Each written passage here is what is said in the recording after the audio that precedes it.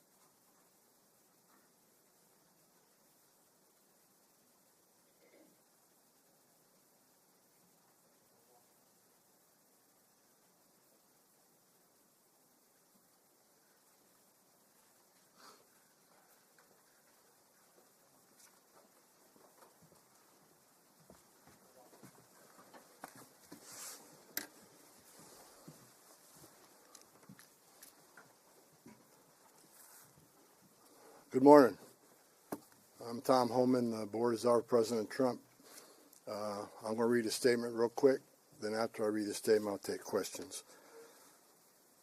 I'm here with Sam Molson, Director of ICE and Enforcement Mover Operations for the St. Paul Field Office. Stephen Schrank, Acting Special Agent in charge for ICE Homeland Security Investigations. And Chris Kuhn, Deputy Chief Patrol Agent for the United States Border Patrol. I'm very pleased to report that this surge operation and our work here with state and local officials to improve coordination and achieve mutual goals, as well as our efforts to address issues of a concern here on the ground, have yielded the successful results we have came here for. The Twin Cities of Minnesota in general are and will continue to be much safer for the communities here because of what we have accomplished under President Trump's leadership. I previously shared with you before I even got here, I met with, I said I was going to meet with the governor, the AG, and the Mayor Fry, Mayor Herr, and I've done all of that.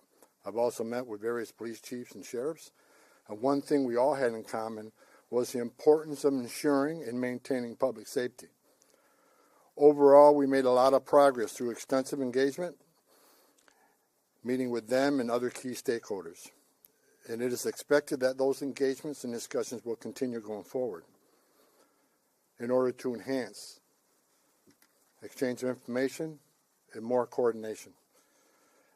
As a result of this surge operation, we have greatly reduced the number of targets for enforcement action. And many criminal aliens have been arrested and taken off the streets, including murderers, sex offenders, national security threats, gang members, and other violent criminals. Just this week, ICE arrested a criminal alien with criminal convictions for rape, acts with a child under 14 years of age with force, lewd and lascivious acts with a child under 14. ICE also arrested 2 criminal aliens with criminal sexual misconduct convictions, among other violent criminals. Through targeted enforcement operations based on reasonable suspicion and prioritizing safety and security, ICE will continue to identify, arrest, and remove illegal aliens that pose a risk to public safety, like we've done for years. And our officers will carry out their duties with professionalism, integrity, and compassion, like we've done for years. We will enforce immigration law against all persons in the United States illegally. I want to say something about the various unfounded complaints I'm hearing about ICE enforcement operations. During the surge operation, ICE has not arrested anybody inside a hospital. We have not arrested anybody inside of a school, an elementary school. We have not arrested anybody inside a church. As a matter of fact, the only ones that disrespected the sanctuary of a church were the agitators that have been arrested and prosecuted, and so far we have 9 of them. However, those locations are not off the table. I said from day one, there's no sanctuary for a significant public safety threat or national security threat. But as far as those stories about ICE going into churches, arresting people in hospitals, it simply has not happened. And if you have a case where it happened, you let me know. Because all the digging I've done here, I can't find a single one. Under President Trump's direction, we have obtained an unprecedented level of coordination with law enforcement officials that is focused on promoting public safety across the entire state. While I don't agree with Governor Walz and Attorney General Ellis on everything, I appreciate the support the governor gives to state agencies who coordinate with us in a manner intended to promote public safety. And I appreciate the AG having an open dialogue with me. Early on, the first meeting I had, acknowledging that county jails may notify ICE of the release date of an inmate, just as long as they don't hold them past the time they would normally release them. We now have the ability to arrest criminal aliens in the safety and security of jails throughout the state at the time they're being released, like we've done in other states. I've also directed the strategic placement of officers in certain areas throughout the states that can respond quickly to sheriffs that want to release somebody and notify us. We need to be nearby so they don't hold them unnecessarily. So we worked on a strategic plan to reassign officers in those key locations. Arresting a public safety threat and the safety and security of a jail is safer for the alien, it's safer for the officer, and safer for the community. I think we all can agree on that. It requires less resources for at-large operations. It just makes sense. I'll say it again, as I've said many times, we are not asking local law enforcement to act as immigration officers. I don't want them to be immigration officers. We're the immigration officers. We just want them to be cops. We're asking law enforcement to coordinate with other law enforcement to help keep public safety risks out of the communities. We have also strengthened our existing coordination with the state to target and take custody of criminal aliens more efficiently and effectively. As a result of our efforts here, Minnesota is now less of a sanctuary state for criminals. And we are proud of the public safety threats we have removed from the criminal aliens out of the state. As I said in my first press conference a couple weeks ago, President Trump didn't send me here because operations were being run and conducted perfectly. I came here to identify issues and implement solutions to improve our mission execution. Since that time, in order to improve target enforcement operation, I and my team here, we made personnel changes. We integrated BP with the ICE teams. We established a single unified chain of command structure. We strengthened joint intelligence and targeting capabilities. We deployed body cameras. We increased the footprint of internal affairs. We commuted zero tolerance for misconduct. President Trump also deployed me here to work with state and local officials to de-escalate the intense, volatile reactions and conflicts that have unfolded on the streets here between federal law enforcement and unlawful agitators. While working to course correct and improve how enforcement operations are being run and executed here, and even before I was sent up here, I've been saying over and over that forcibly assaulting, resisting, opposing, impeding, intimidating, or interfering with a federal law enforcement officer is a crime in violation of USC 111. It's not okay. It will not be tolerated. Zero tolerance if you cross that line and put hands on an ICE officer. Not only is such activity unlawful, it is dangerous, and sadly we have seen tragic consequences, as well as adverse impacts on businesses and the communities here in the city. While the Trump administration supports everyone's First Amendment right to freedom of speech and assembly and to petition, it has to be done lawfully and peacefully. Because we will not tolerate unlawful actions committed by agitators who are just causing havoc. This is not the way to express your disagreement or try to reform federal laws. Go talk to your members of Congress if you want the laws changed in this country. Nor is doxing federal law enforcement personnel and their families. It's just not right. Enough is enough with this misguided, reckless, and shameful behavior. We don't want to see any more bloodshed. I don't want to see any more bloodshed. I pray every night for the safety of our law enforcement personnel and the safety of those in the community, whether you're here legally or illegally. I don't want to see anybody harmed. If you break the law, we're going to arrest you. We have already arrested more than 200 people for violations of USC 111.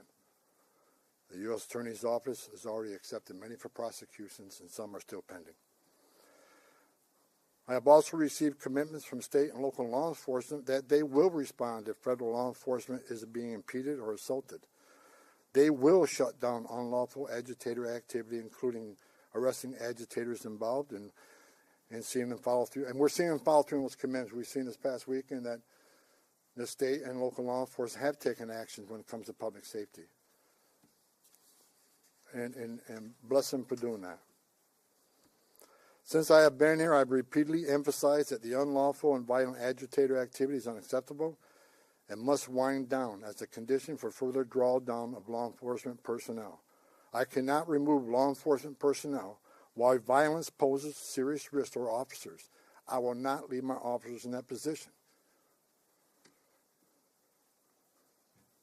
It is worth knowing that in all my meetings and discussions since I got here, I've not heard one federal, state, local law enforcement, or judicial official, nor any member of the business or faith communities that I met with, say that ICE is an illegitimate agency that doesn't have a real mission. Quite the opposite. All I've heard is the acknowledgement that federal immigration laws passed by Congress do exist, and ICE has a legitimate responsibility to enforce those laws. ICE is a legitimate federal law enforcement agency. We're not out scouring the streets to disappear people or deny people their civil rights or due process.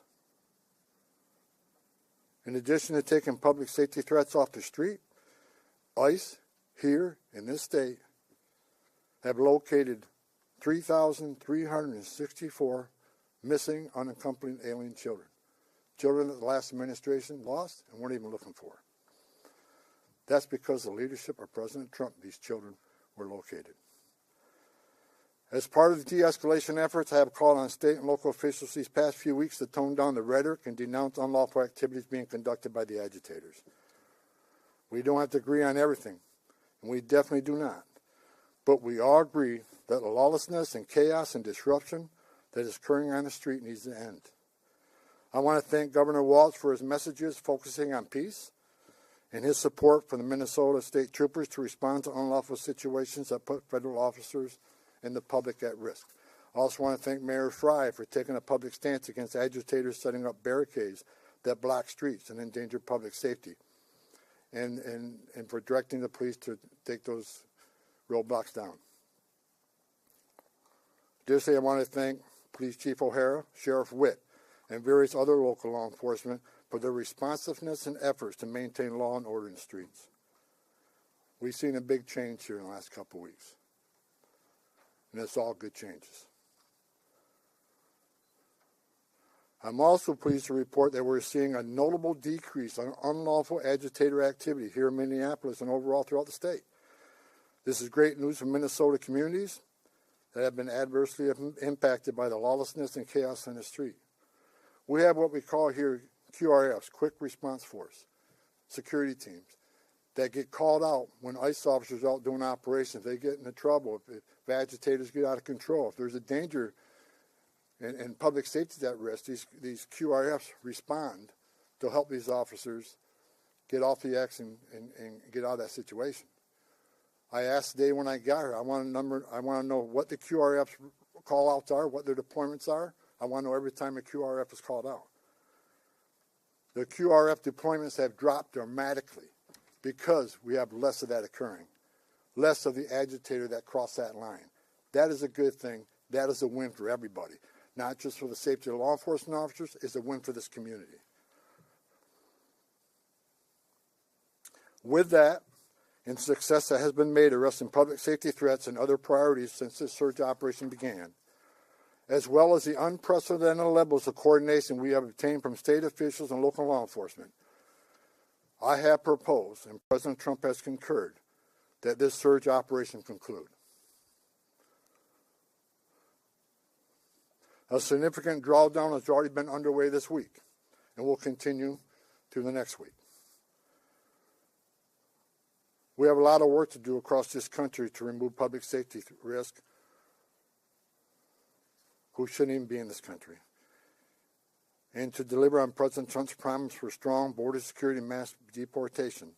Law enforcement officers drawn down from this surge operation will either return to their duty stations or be assigned elsewhere to achieve just that. We will continue to enforce Title VIII immigration law throughout this nation. Prioritizing national security threats and public safety risks makes sense. But I'll continue to say over and over again, if you are here in the country legally, you're not exempt from our immigration laws. If we encounter you, we'll take appropriate enforcement action.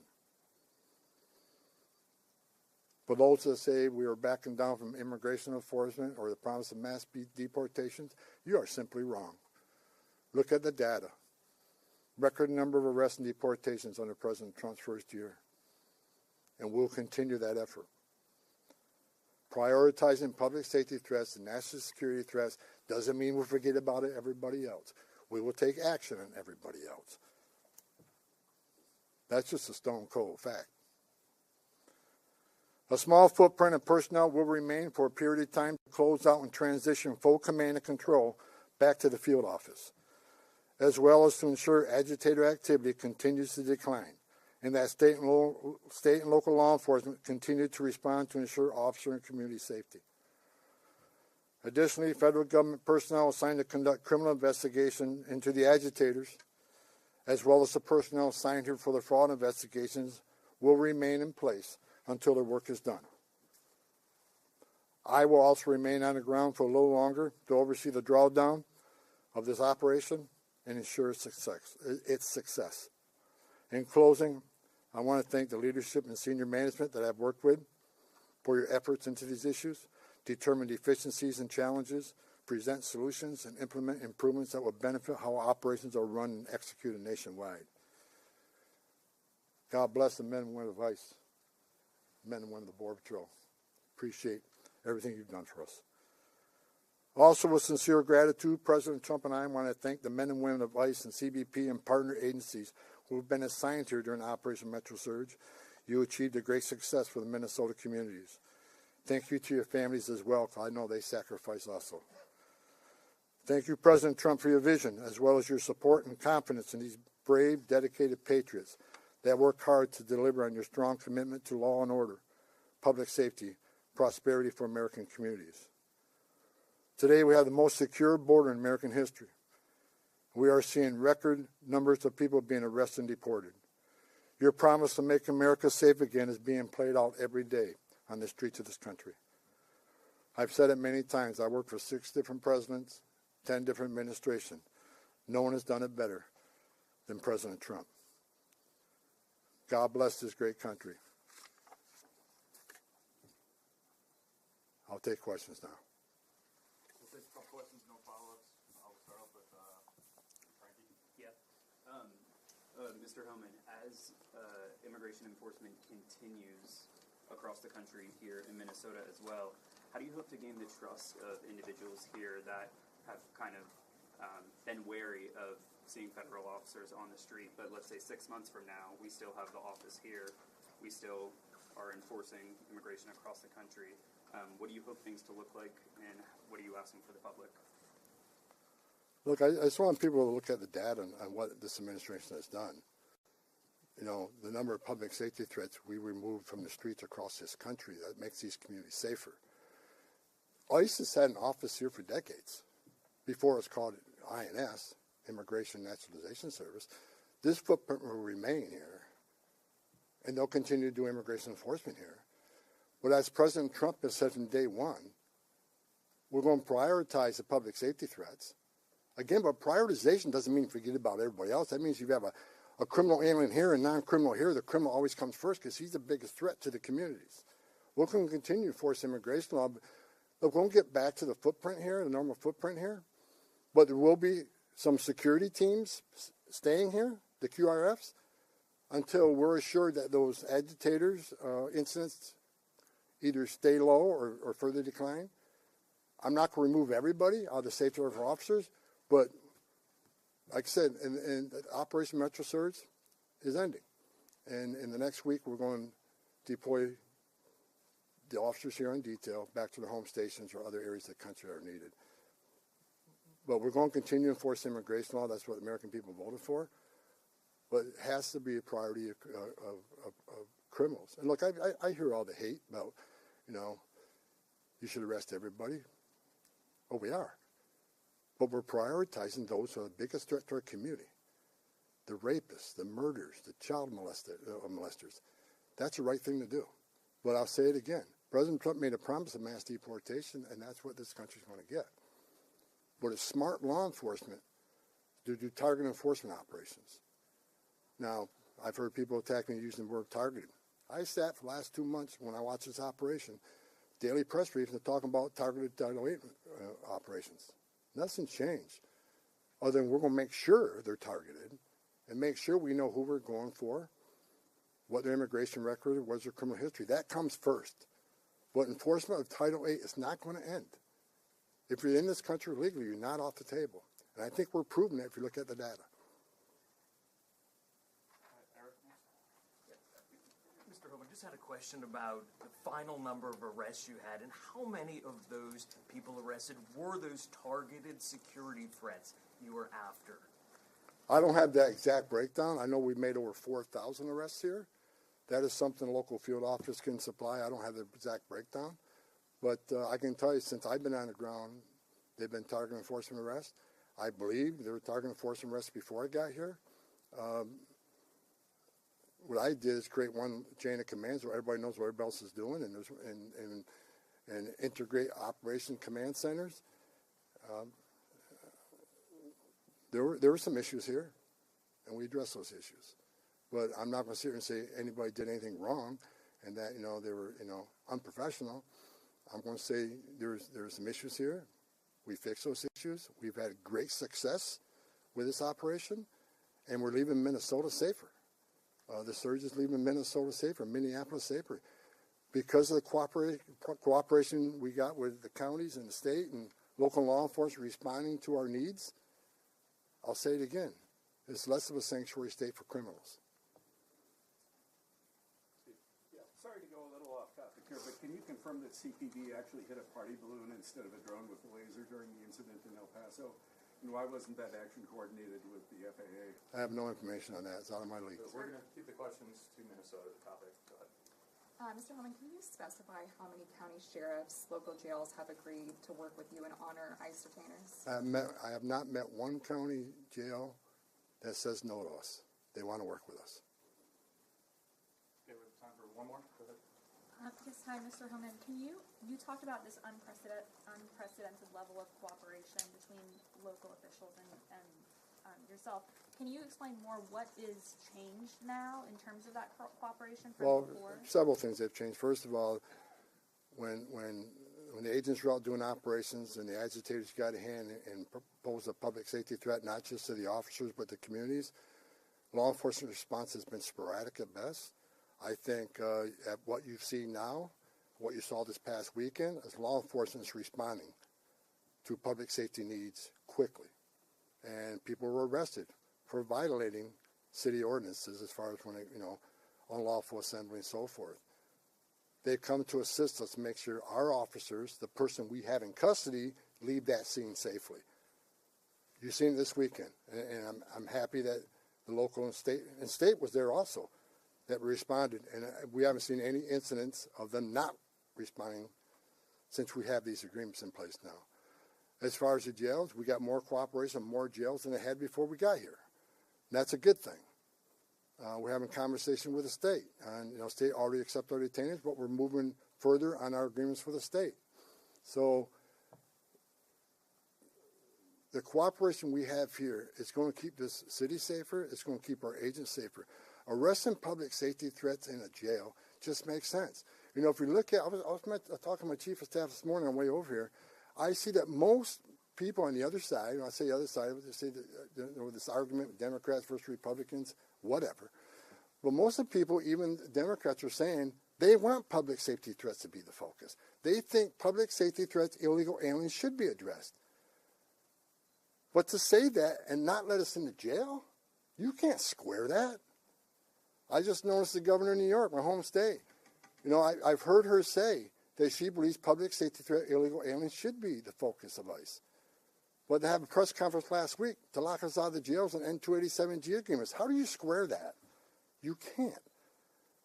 So again, prioritization of public safety threats don't mean we forget about everybody else. We're going to enforce immigration law. We're going to have a mass deportation. President Trump promised that, and we're committed to that. However, it shouldn't be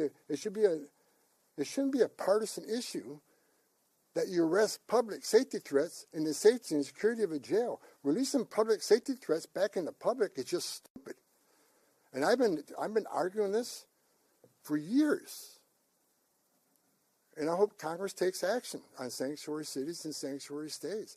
It makes sense. If you think about it, even the argument I hear, well, victims and witnesses of crime that are in the country illegally want to feel safe to come to law enforcement and to report those crimes without fearing that this law enforcement agency is working with ICE. That's a bunch of crap. Because victims and witnesses of crime don't want the bad guy released in the neighborhood either. It's ridiculous. We want access to the person that you chose, the local jurisdiction chose, to lock in a jail cell. And we have that cooperation here now. It's the right thing to do, and it makes this community safer.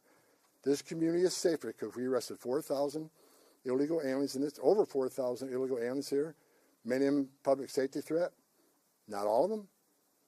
As I said, we're going to force immigration law, but this community is much safer because of President Trump's leadership and the men and women standing on this stage.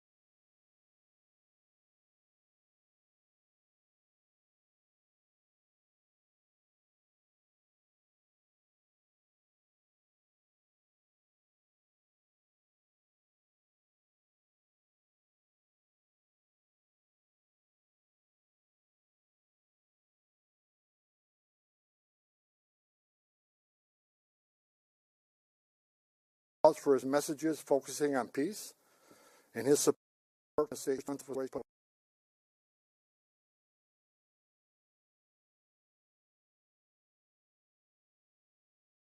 and success that has been made arresting public safety threats and other priorities since this surge operation began, as well as the unprecedented levels of coordination we have obtained from state officials and local law enforcement.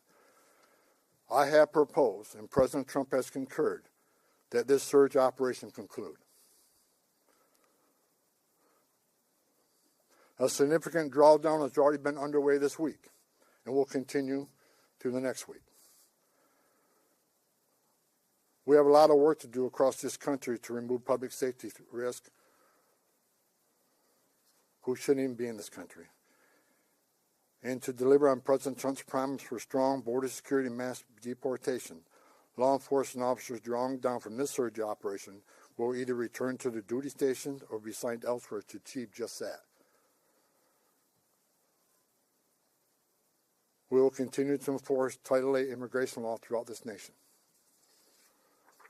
Prioritizing national security threats and public safety risks makes sense.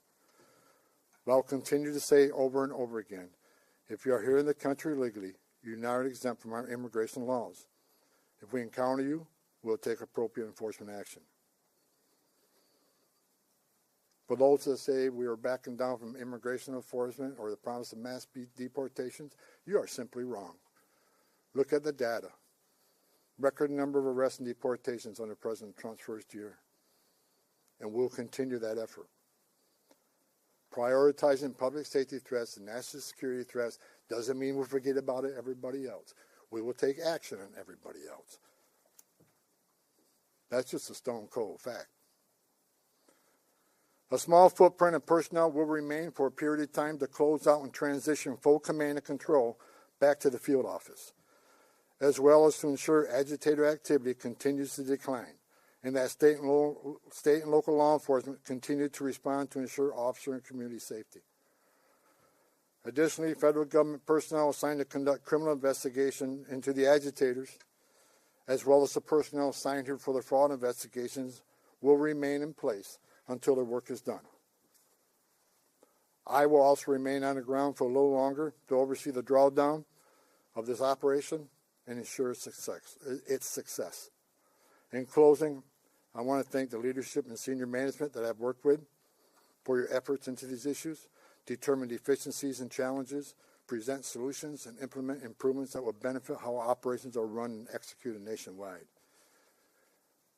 God bless the men and women of ICE, men and women of the Border Patrol. Appreciate everything you've done for us. Also, with sincere gratitude, President Trump and I want to thank the men and women of ICE and CBP and partner agencies who have been assigned here during Operation Metro Surge. You achieved a great success for the Minnesota communities. Thank you to your families as well, because I know they sacrifice also. Thank you, President Trump, for your vision, as well as your support and confidence in these brave, dedicated patriots that work hard to deliver on your strong commitment to law and order, public safety, prosperity for American communities. Today, we have the most secure border in American history. We are seeing record numbers of people being arrested and deported. Your promise to make America safe again is being played out every day on the streets of this country. I've said it many times. I worked for 6 different presidents, 10 different administrations. No one has done it better than President Trump. God bless this great country. I'll take questions now. We'll take a couple questions, no follow-ups. I'll start off with Frankie. Yeah. Mr. Hellman, as immigration enforcement continues across the country here in Minnesota as well, how do you hope to gain the trust of individuals here that have kind of been wary of seeing federal officers on the street, but let's say 6 months from now, we still have the office here, we still are enforcing immigration across the country. What do you hope things to look like, and what are you asking for the public? Look, I just want people to look at the data on what this administration has done. You know, the number of public safety threats we removed from the streets across this country, that makes these communities safer. ICE has had an office here for decades, before it was called INS, Immigration Naturalization Service. This footprint will remain here, and they'll continue to do immigration enforcement here. But as President Trump has said from day one, we're going to prioritize the public safety threats. Again, but prioritization doesn't mean forget about everybody else. That means if you have a criminal alien here and non-criminal here, the criminal always comes first because he's the biggest threat to the communities. We're going to continue to force immigration law.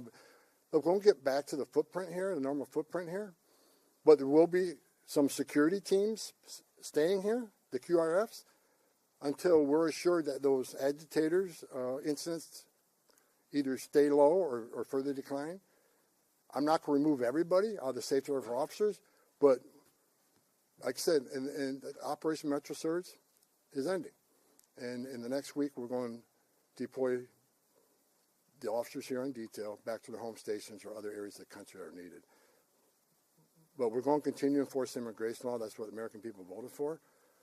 But it has to be a priority of criminals. And look, I hear all the hate about, you should arrest everybody. Oh, we are.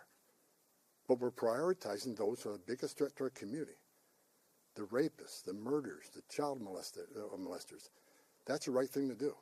But I'll say it again. President Trump made a promise of mass deportation, and that's what this country's going to get. But it's smart law enforcement to do target enforcement operations. Now, I've heard people attacking me using the word targeting.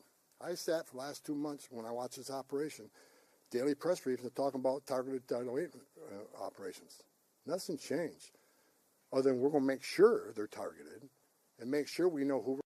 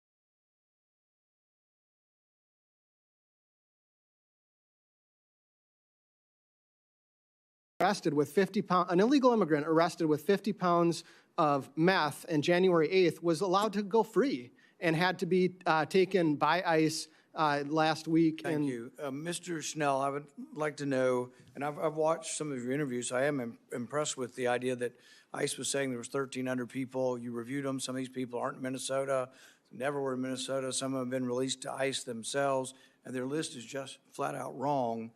The most impressive thing I heard in one of your interviews was that somebody named Lou Mua was a person that they were, saying this is why we have to break down doors because this terrible person. Sounds like he probably is a terrible person, but you said he was in jail already and he had a detainer. So I think that truth needs to be explored if that is really happening. There used to be, people said, a direct portal, though. So when you did it or somebody got booked, it went directly to ICE. Does that still exist, or do you have to do them one at a time in prison? So, Mr. Chair, at present, we provide notification in accordance with law to ICE when they come in. There are systems that are available to people to be able to get that, for ICE to be able to get that information. I was told that Mayorkas stopped the portal, and the portal was a very fast portal where it was sort of automatically done. True or not true? It is true that there is a portal that ICE can access. It was stopped under Mayorkas? I believe so. Okay. But you still do your job. You do your detainers in. And so one of the questions goes back to Attorney General Morris's point. So, and look, I'm a stickler for the law. I'm a libertarian on these issues. If detaining somebody who's already served their sentence doesn't make sense to me. But here's my question. If someone is in your prison for 5 years, which some of them are going to be in prison 5 years, they're also wanted and they're at a detainer, which means they haven't had their judgment. why couldn't we go to immigration court during the 5 years in prison? Does that happen, and why doesn't it happen? Mr. Chairman, I believe there are some rare instances where we have had people who have had immigration proceedings while they've been in custody and, where removal. That would answer determinations some of were the made. questions. Then you have a final court judgment. You go through a court, he's going to be represented, and we're going to go through it, the final judgment.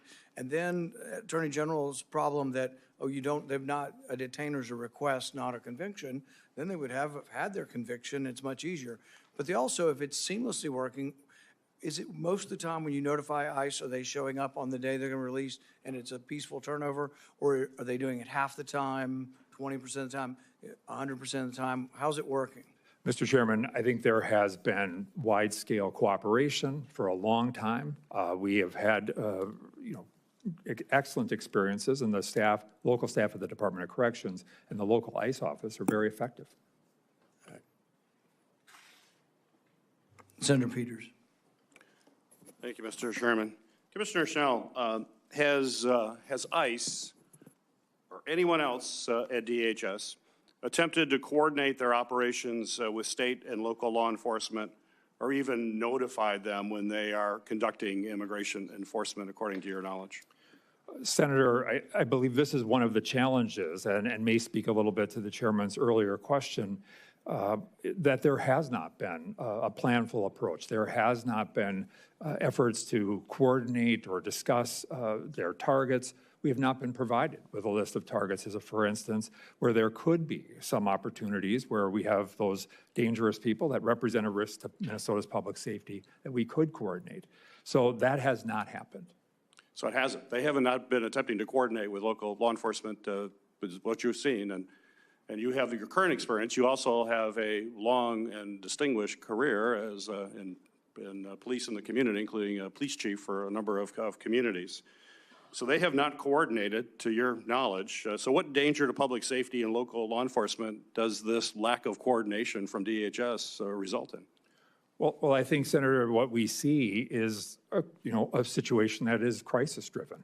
And I think the challenges are when things were out of hand, then it was we need local law enforcement to protect ICE and ICE operations. When in fact, if coordination had happened from the get-go, I think a lot of this could have been avoided. And there's a long history, whether it's Minneapolis Police, the Department of Corrections, any law enforcement in Minnesota, of strong collaboration with federal partners.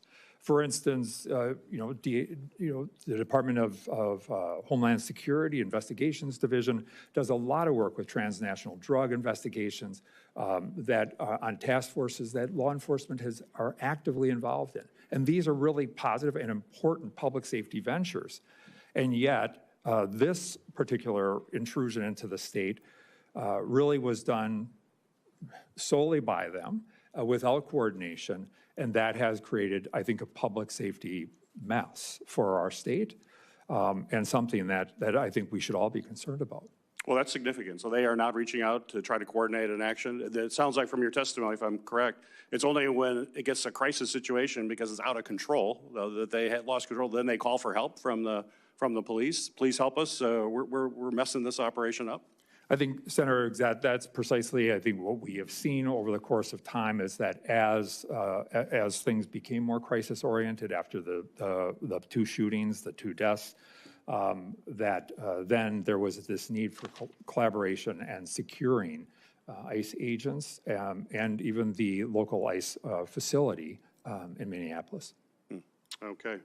So lack of attempt to even coordinate at the front end is a significant problem, and I hear you. Attorney General Ellison, I'm going to ask you another related question to that coordination.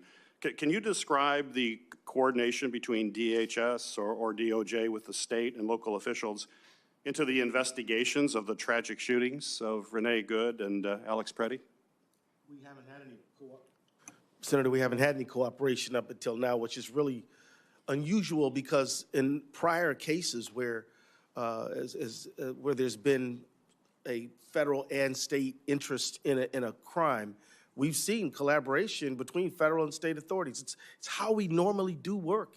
It's not unusual at all. And in fact, this situation, when we were told you can't have access to the evidence, to the crime scene, that was highly unusual and surprising to us. And so we're hoping that we can gain cooperation, perhaps in the Freddie matter, but we've been advised that the good matter is the feds are not investigating it, and we still haven't received any access to the evidence that is involved in that case. So it's an unusual, strange situation, but we're with good faith, hoping that things will change. So that's important. You're saying in the past they've worked with you or other folks. Yeah. But in these two cases, they're stonewalling you? That's a yes. That's a yes. Wow. Well, Commissioner Schnell, as a former local police chief, as I mentioned earlier, is cutting out law enforcement, cutting out local law enforcement a common and effective way to actually conduct an investigation?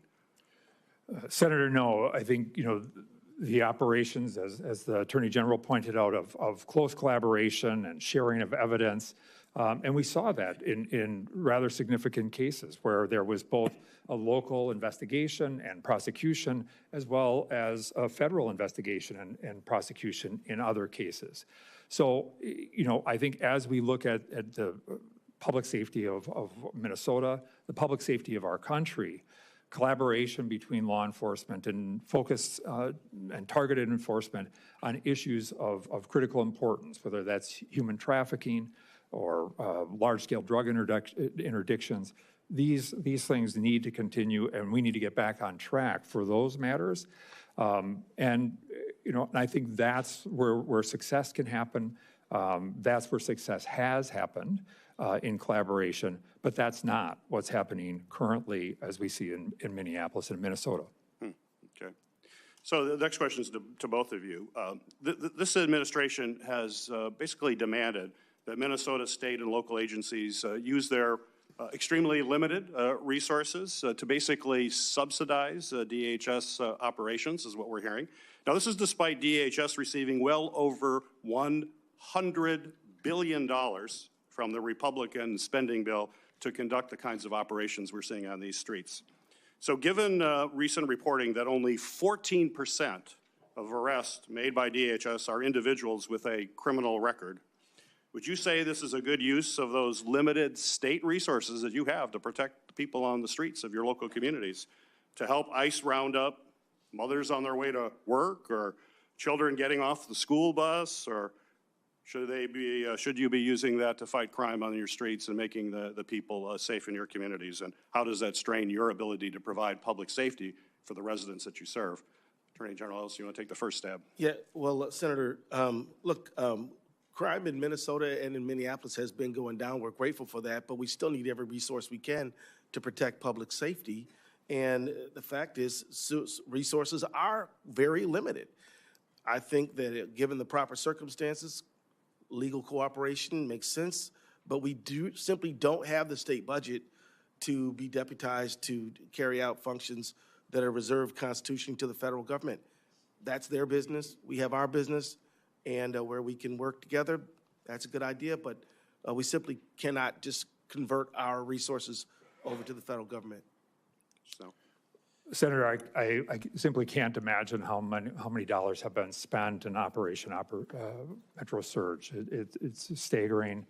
The cost of human life, as well as just the actual financial resources, is hard to even imagine, especially when we look at the numbers that we're talking about. When we look at what is happening operationally, it becomes hard to understand. And certainly taking resources away from the local community would be contrary to public safety in our state. And I think it's also important to say that, we didn't ask for this level of assistance. I think we have seen crime go down in our state. And this certainly has not been ultimately beneficial to the safety of our state. Thank you. Senator Johnson. So a lot of what we heard here today literally makes no sense. When you look at the history of returns and removals, the Obama administration, first Trump administration, you have to kind of throw out Biden. It was such an aberration. Obama, on average, they returned and removed about 650,000 people a year. Trump in his first term, about 500,000. It's lower than Obama. This first year, there have been a little under 600,000 returns and removals. That's a lot, but it's not a whole lot when you realize we flooded who knows how many, at least probably 10 million people, if not more, during the Biden administration and created this enormous mess. By the way, including that, according to DHS, 650,000 criminals that are at large. They're not detained. 15,000 murderers. 20,000 people convicted of sexual assault. I mean, that's the mess that the Democrat and President Biden's open border policy created that the Trump administration is trying to clean up. But they deported close to 600,000 people under this administration, and in most states and most cities, there aren't protests. There aren't protesters being shot. Obviously, problems in Los Angeles, probably Portland. You know, these places that claim to be sanctuary cities, that sounds like, Attorney General Ellison is denying the fact that, we cooperate with ICE. I think Representative Niska wouldn't agree with that.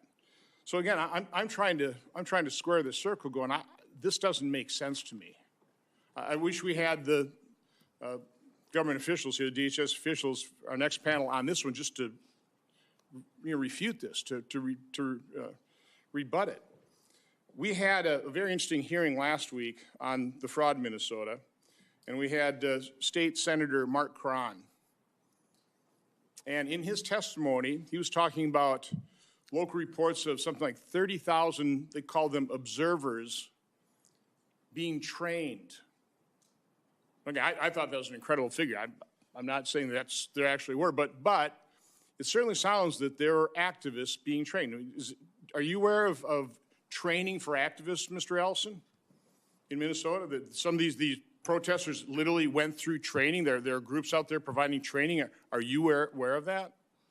Yeah, I'm aware of that. I mean, it's common for people to use their First Amendment right to protest things that they don't believe are right. Were you aware of the First Amendment activity, sir? Yeah. Were you aware of the signal chats? I believe it was the Lieutenant Governor of Minnesota was actually helping manage one of those signal chats that were deploying those trained activists to the legal law enforcement actions. Or were you aware of that signal chat that was being used to deploy those people? I'm aware it exists, but this is First Amendment activity, sir. Okay, this is something that the law. Did you ever encourage people to go out there and exercise the First Amendment?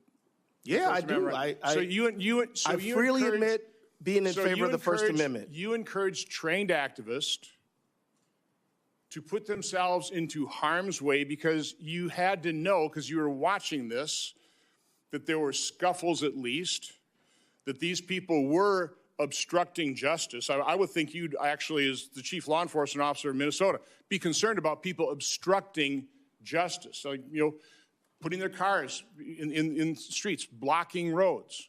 I would think as chief law enforcement, you would be concerned about that, but were you ever concerned about encouraging, I guess, people to support you to go out and put themselves into harm's way?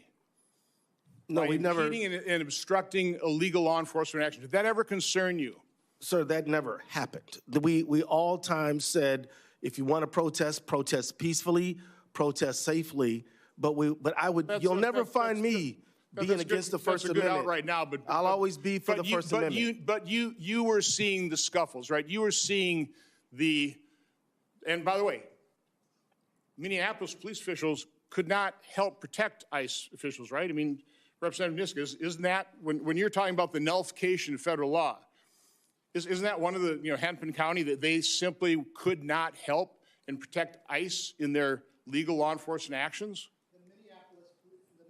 The Minneapolis Police Department issued guidance in July saying that they would not even help with crowd control around immigration operations. And Minnesota leaders encouraged that kind of action. The Minnesota Lieutenant Governor encouraged people to put their bodies on the line. I can't imagine encouraging somebody that supported me politically to go and put themselves into harm's way. I can't imagine that, particularly when you know that these law enforcement officials had been shot at, a couple of illegal immigrants inadvertently killed because people were shooting at ICE officers. Their vehicles have been rammed by some of these peaceful protesters, probably the trained activists. They've had rocks thrown at their vehicles. I can't imagine encouraging people, put yourselves in harm's way. Get out there and record that. I, as a government official, would have said, back off. Let us work with ICE. Let's cooperate with them. Let's see if we can't de-escalate this. But Attorney General, you did the exact opposite. And 2 people are dead because you encouraged them to put themselves into harm's way. And now you're exploiting those 2 martyrs. That was a tragedy. It never should have happened. Now, we can investigate, but I can't imagine being a law enforcement official where I know my colleagues have been shot at, their vehicles rammed, that there are trained activists deployed. And by the way, we know at least one of those activists had a semi-automatic pistol with extra clips. So now you're an ICE officer, you're doing enforcement action, you've got a team behind you trying to protect you, you've got all these trained activists behind you. Is it any wonder they're at hair trigger alert? A tragedy was going to happen, and you encouraged it. And you ought to feel damn guilty about it. Thank you, Mr. Chairman.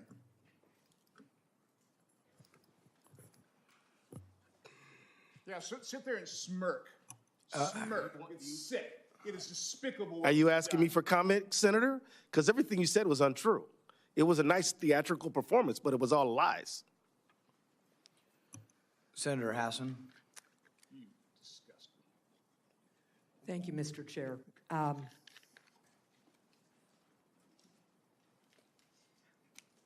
We're here today because Americans are outraged by the deliberate intimidation, trampling of civil rights, and lawlessness from this administration that has left 2 Americans shot dead, 2 American citizens shot dead by masked federal agents. And with respect to my colleague from Wisconsin, there is a long tradition in this country, especially in the civil rights movement, which finally brought us out of the Jim Crow era, of peaceful, nonviolent demonstration where people are trained so that when they are attacked, even by law enforcement who are escalating, they know how to stay calm. And it is because of that kind of nonviolent First Amendment activity that we were finally able to pass civil rights laws in this country.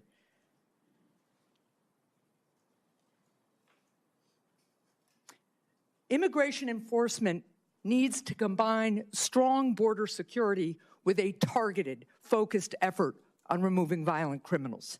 Instead, this administration's divisive, dangerous, and deadly actions are making our communities less safe.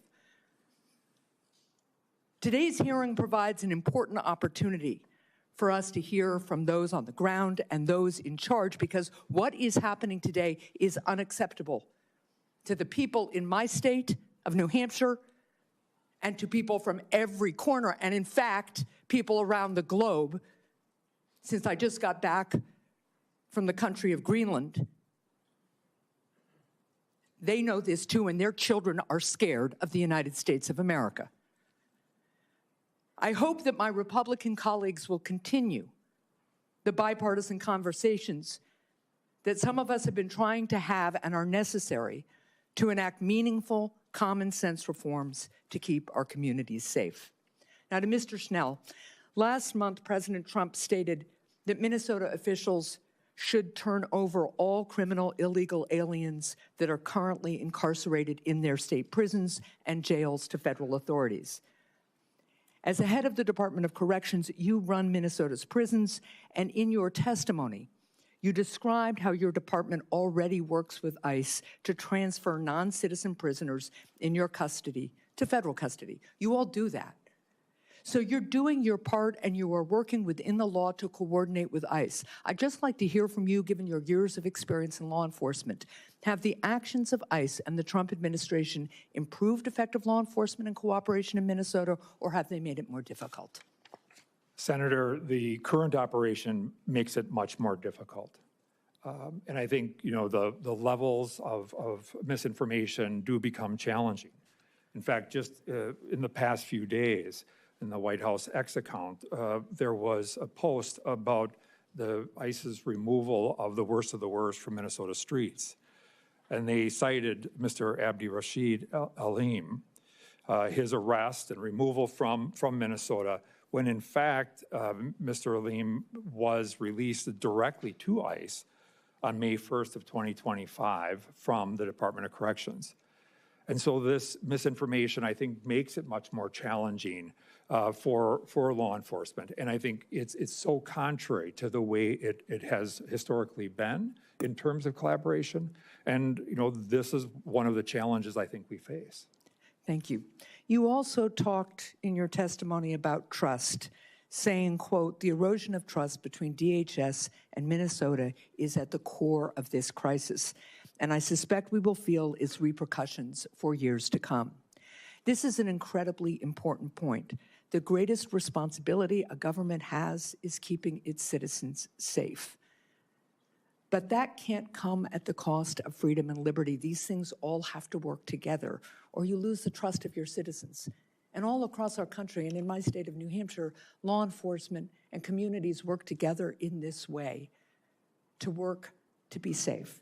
So having lived this experience, what do you see as some of the repercussions of this loss of trust, and what can we do to rebuild it? Senator, I think it happens here with this, and we'll start with this committee and with Congress taking, you know, some clear action to address and rebuild the legitimacy and trust in ICE. And there, we want to be clear, there is a legitimate need for immigration enforcement and for addressing those people who represent, in particular, a threat to public safety. But I think what we want is to return close collaboration, as you described, where we can focus on key issues of community and public safety across our country, things like transnational large-scale drug efforts, as well as human trafficking. These are really important issues that there has been longstanding collaboration, and I worry that because of what's happening today, those efforts will be lost, or we will not invest the kinds of resources that are needed in those areas. Yeah, I appreciate that. I guess one last question. I come from a small state, but we have 234 cities and towns, and some of our police departments are a few officers. Our larger cities have, you know, many more than that. But can you talk about the realistic need to cooperate and plan when you have limited resources? It sounds to me that some of what the administration is asking the state of Minnesota or the community of Minneapolis to do is turn over its entire police force to ICE to do their work, and then drawing them away from investigating state crimes, which is, of course, incredibly important. Can you just talk about that for a second? Senator, Minneapolis, like many communities across the country, have limited resources and have profound need on the policing front. And so it has to be targeted and focused on the needs of those communities and diverting this away. In fact, we can go back and look at the President's task force on 21st century policing from 2015, just 11 years ago, that really focused on the need for there to be an effort, but the decoupling of immigration enforcement from local law enforcement. And that doesn't mean that there isn't collaboration, and we need to focus on the right kinds of targets, but it does speak to the fact that local law enforcement has a role, as does federal immigration efforts. And I think recognizing the differences there does become critically important. And, you know, law enforcement agencies across the state want to work together, need to work together, but there also has to be appropriate focus on the needs of a particular community, large or small. Thank you very much. Thank you, Mr. Chair. Senator Langford.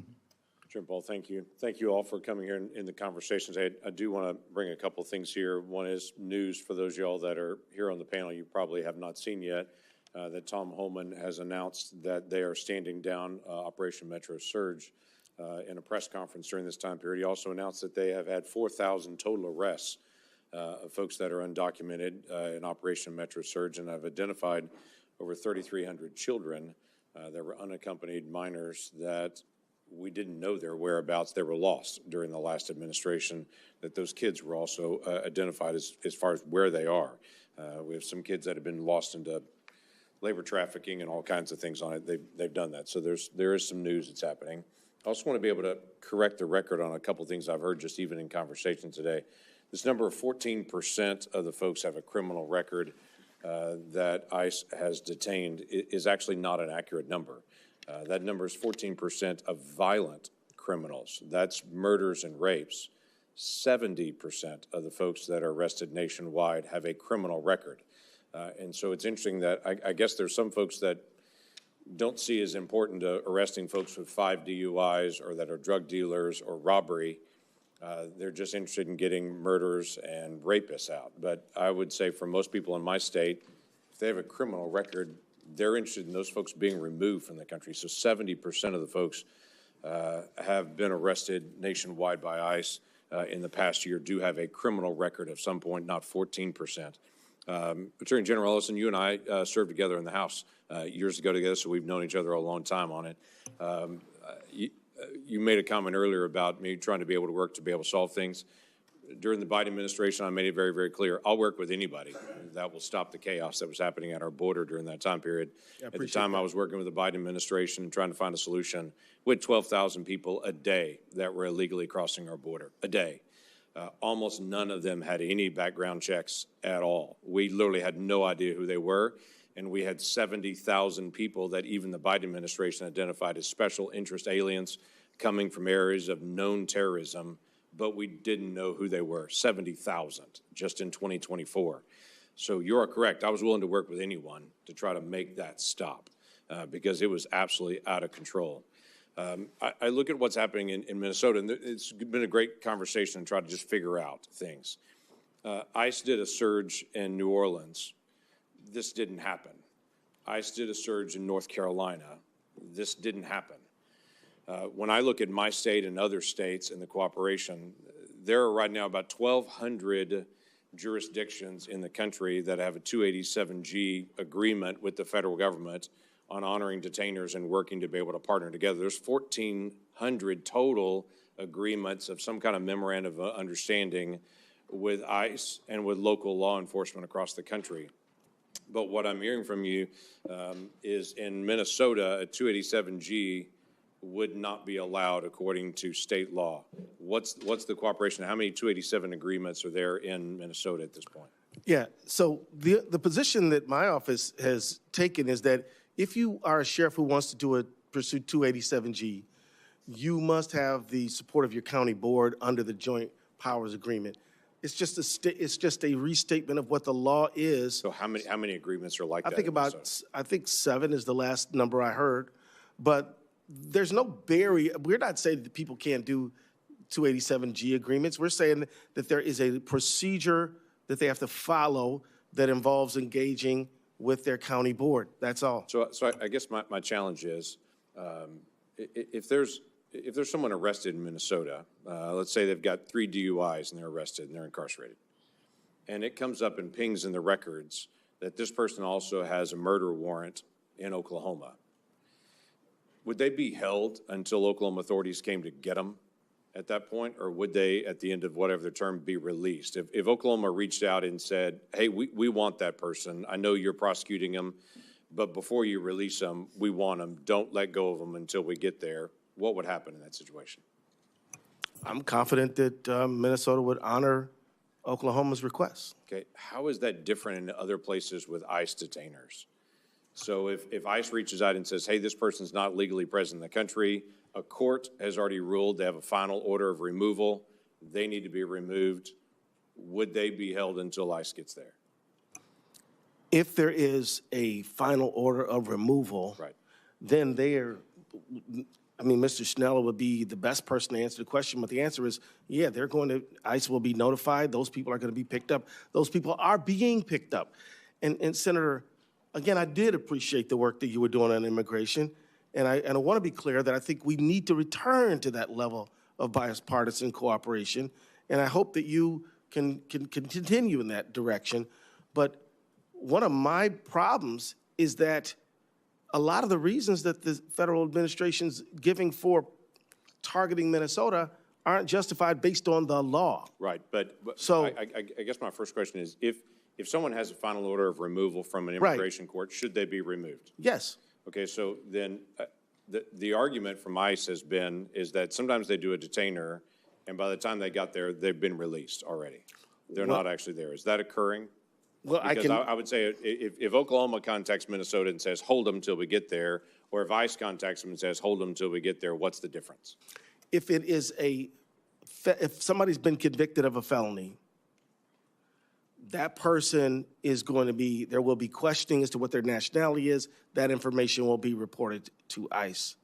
Now, under a case which is based on federal and state law in Minnesota called Esparza versus Nobles County, if the person's not convicted of anything and there's an ICE detainer that's there, then ICE has to get them because they cannot be held beyond the time that the state have legitimate reason But the to hold question is, them. are they notified in enough time for ICE to be able to get there? Because ICE's statement is, hey, we're going to get there as quick as we can, but it takes 2 agents to come pick somebody up if they're already being detained. It takes 8 agents to go get them if they're on the street somewhere. So their desire is, hey, if you've got somebody, even if they haven't been convicted, they've just been arrested, but they do have a final order of removal, ICE is going to contact and say, hey, I want to do this. And Shaniska was just saying before that a stat of 8% of ICE detainers being honored. I want to ask you about that. So if we're talking about a final order of removal, somebody who's in Minnesota state custody, I'm confident that these people are being picked up. If there is no final order of removal, if there's no felony conviction, if the person is still pre-trial, then it would be a rearrest and a detention from the state of Minnesota if we were to continue to hold them beyond Minnesota's authority to hold them. So we cannot just say we're going to hold you because ICE wants you if it's a non-felony situation where there's no conviction. I'm past my time. We'll follow up with the ICE agents in a little bit and get a chance to I get think clarification. it's a great subject and hits on sort of the point. And I think if you were to issue a statement saying that final orders will be obeyed by every county and every municipality and every police department, that final orders would be obeyed, including a final order that we now have a final order and the guy that lives at this address, you'll send the Minneapolis police with the ICE agents to that house. Would you issue that order? That's already the law. Well, I think nobody's cooperating and nobody believes there's an amount of cooperation. So I think issuing that order or issue a public statement. Would you issue a public statement that reiterates the law that with final orders you do? And then it brings up the other problem. Maybe we need more final orders and maybe ICE needs to be told to go to court and get final orders and then that you will comply with that. But I think they need to be told from you that you will actually comply if that is the distinction, that you don't like detainers because they're not a final court order and that you will obey final court orders.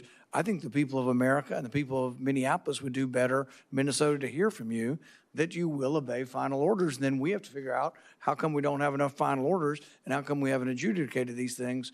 And then we're isolating in on the problem. Senator, I have and will state Minnesota law clearly as many times as I need to, but I just want to be clear, that's not why we're here. We're here because of other political considerations, not because of something Minnesota is doing wrong. I think that's sidestepping the issue. Senator Kim? Thank you, Chairman. Thank you to the three of you for coming out. Attorney General, I wanted to start with you. I was going through the Minnesota state website and pulled up some facts here. I just want to make sure they sound about right. It was saying that there's about 585 police within the Minneapolis police. Does that sound roughly right? Yeah, the city of Minneapolis has about that many police officers. And about 561 in St. Paul? Accurate. And then about 620 in the Minnesota State Patrol. Does that sound about right? So we're talking about around 1,700 for some of the largest areas as well as the State Patrol. What was the total number of federal agents deployed at the height of the surge? Well, there were the ones that they started with, and then 3,000 more after that. And my numbers suggest to me, so there's somewhere between 3,000 and 4,000 are the best estimates. We don't have an exact precise number. My numbers are that's about 8 to 10% of all ICE agents in America. I have to say that when we were talking today about the different rules and the different ways in which they can organize between the federal and the state, but when I learned about just the sheer number and the contrast to the proportion on the ground, that was really shocking to me, because I don't think I fully understood that coming from New Jersey.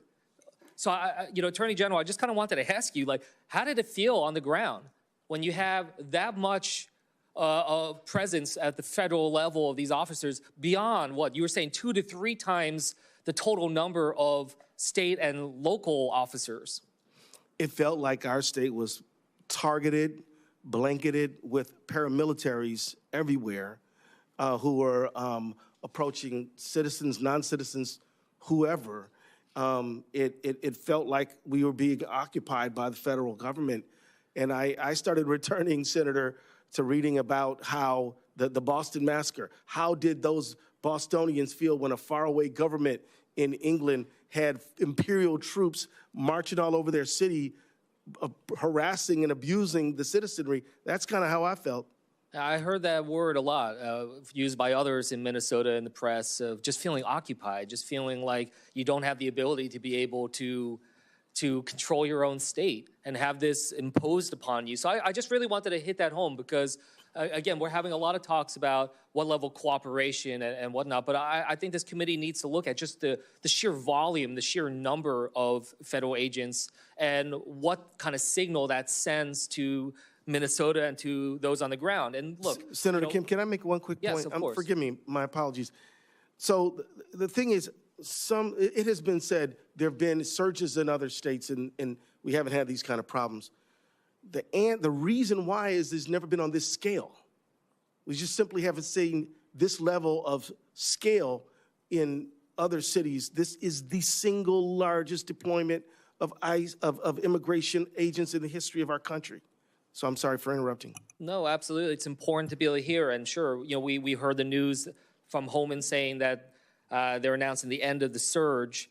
And this comes on the heels just a couple days ago of Trump saying he's not backing down. So, we're, I think, seeing the importance of oversight, of accountability, and the voice of the American people, and especially the people of Minnesota, who, as far as I can tell, seem like they have disapproved of ICE, and seems like they're saying ICE has gone too far. That's not just falling on partisan lines. Is it, Attorney General? It seems like it's across the board. There's a well-known conservative podcaster. His name is Michael Broadcorp. He's written, this guy's a conservative. He's nobody's liberal, right? He's a conservative.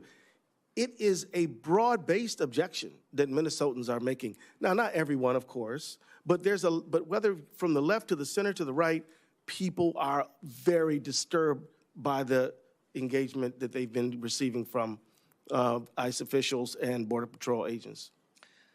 So despite the fact that the surge looks like it's ending and going back down, I think we can all say that damage has been done. There is also no admission of wrongdoing or wrongdoing of tactics by this administration, and it bodes questions about what comes next, not just for Minnesota, but where else are these agents going to go next? I think also part of this gets to what does it take to heal? What is it going to take to help the people of Minnesota heal? And Attorney General, you talked about just the lack of an independent investigation here. Is that something that would be important for the people of Minnesota to know that there is a true independent investigation that involves state and local participation? Yes, Senator. I know that there's a diversity of views on this esteemed committee, but I would hope that all would agree that we need transparency in terms of the activities of ICE, transparency in terms of the conditions of detention facilities, access to those facilities, a full, fair, and joint investigation into the deaths of Good and Preddy, and into the masking. Nobody in this committee has police officers who run around wearing masks. I'm certain that Senator Paul, Kentucky police officers and state troopers don't wear masks. We cannot impose on people what we would not accept for ourselves and then call ourselves fair. And finally, I want to just encourage Senator Langford to continue his work on comprehensive immigration reform.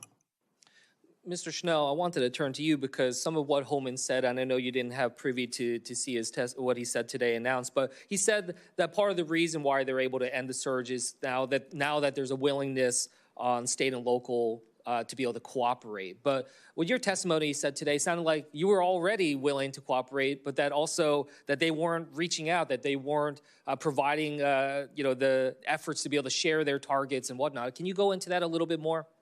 Senator, I think, I think if there is a positive of Mr. Holman being dispatched to Minnesota, has been at least efforts to have discussions with local officials, efforts to try and gain a level of discipline among the agents that were dispatched to the state. Those things have been, I think, very, very positive. And yet, I think we still see, some lack of cooperation. I've had the opportunity to meet with Mr. Holman and have positive conversations. And yet, I think some of the struggles have been information sharing is an ongoing issue. We have provided information to them around the people in our custody who are non-citizens and who do not have detainers yet. And there's about 100 of them. And so we want to make sure that there is full accountability. And so, we're pleased. And also a stopping of some of the misinformation that was put out there as 100%. Yeah. With that, I'll yield back. Senator Hawley.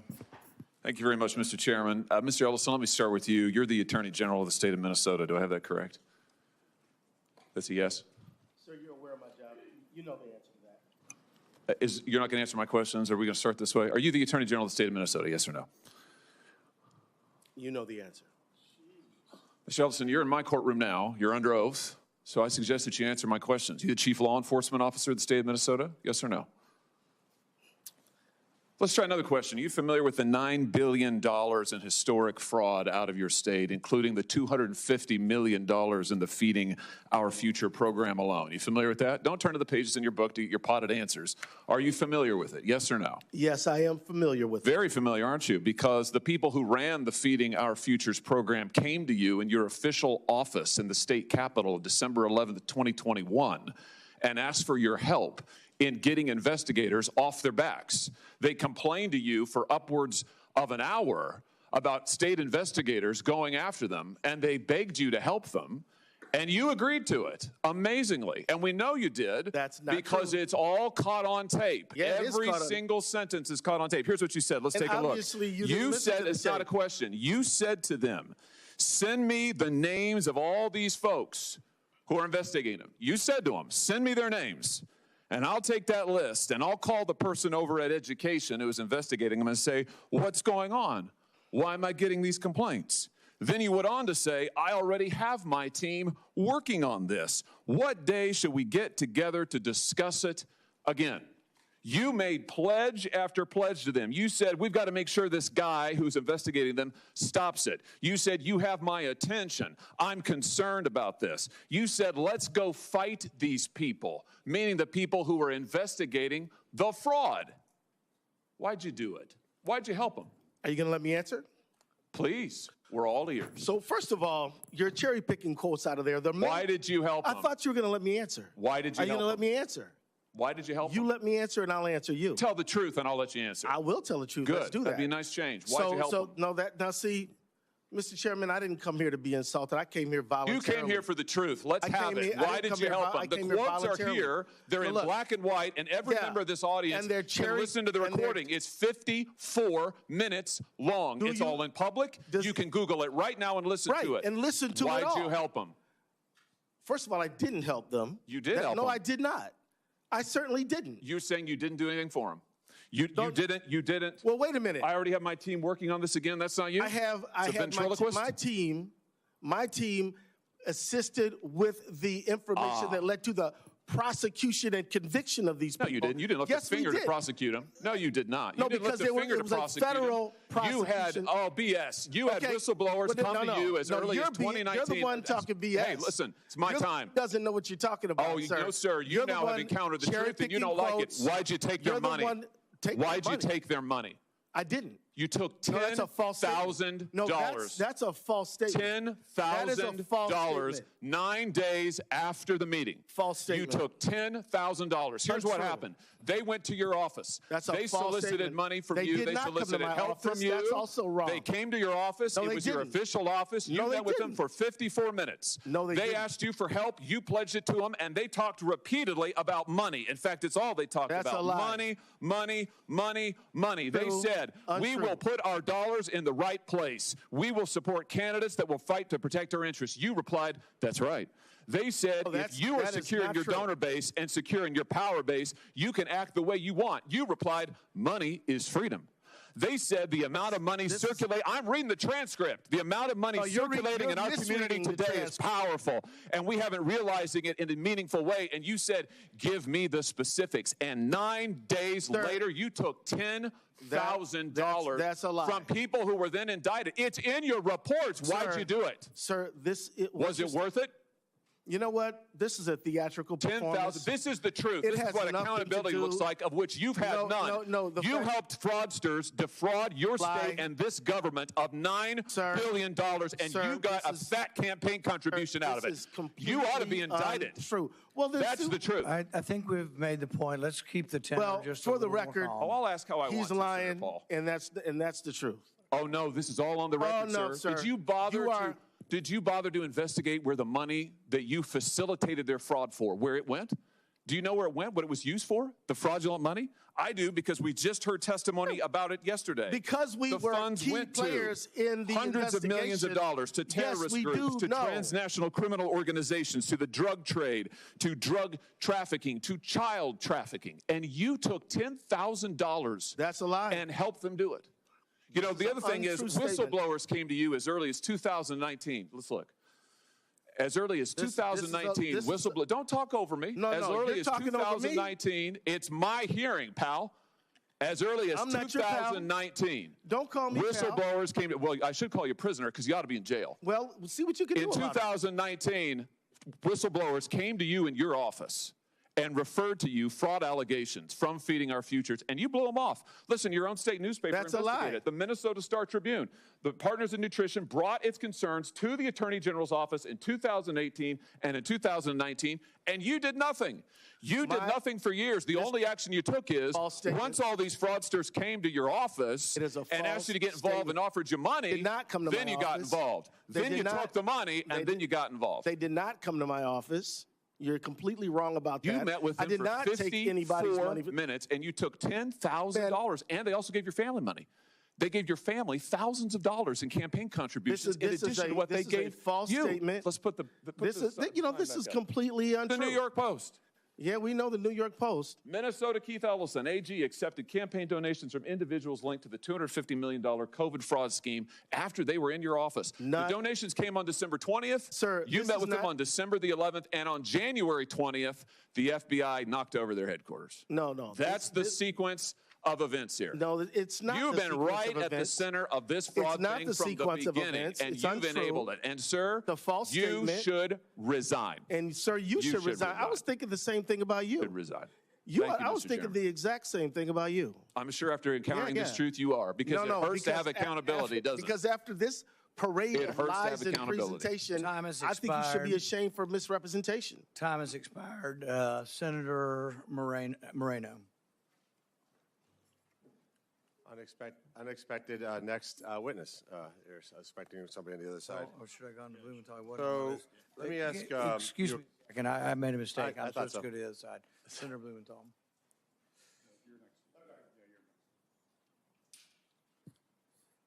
Thanks, Mr. Chairman, and thank you to the witnesses for being here this morning.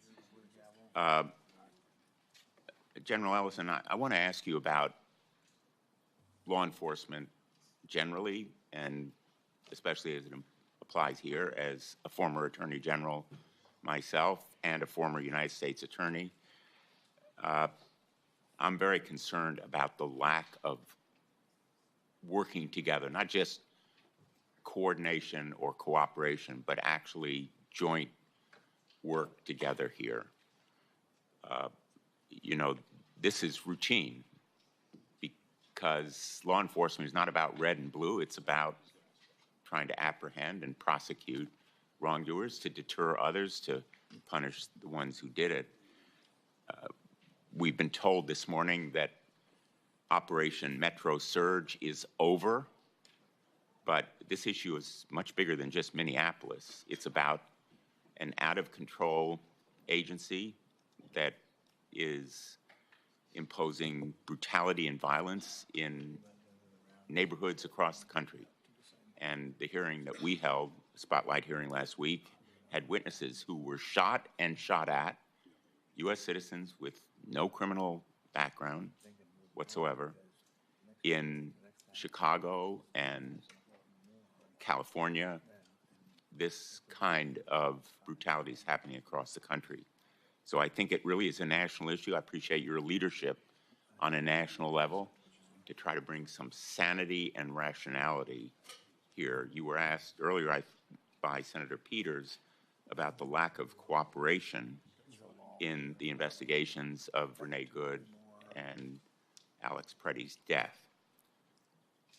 Absolutely tragic, but it's not just a lack of cooperation, I believe. Hasn't the federal government actually impeded your efforts to investigate by withholding evidence that was provided by state and local authorities and now is kept from you when you want to undertake a legitimate law enforcement investigation? Maybe you could talk a little bit about that.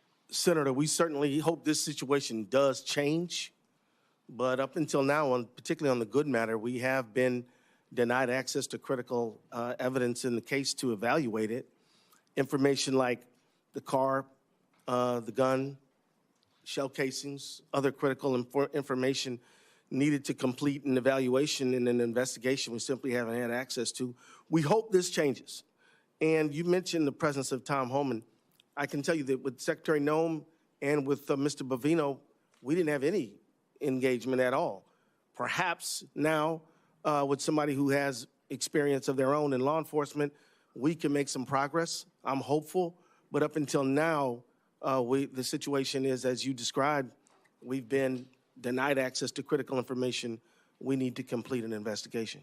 And the denial of information raises the issue of what is happening to that evidence. We know, having tried cases, that presenting it in court involves establishing a chain of custody, so as to show there was no tampering with the evidence, which is critical in crimes like the ones that allegedly were committed in the alleged murders of Preddy and Good. That kind of chain of custody, the preservation of the integrity of the evidence, is critical to any prosecution or conviction.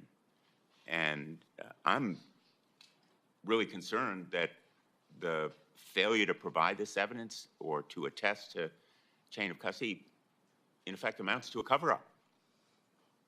You know, a lot of Minnesotans have used that word, Senator, and I hope that we can, my biggest hope is we can move on from here. I think everybody who's ever done police investigation, crime investigation, knows that there is a state interest and a federal interest.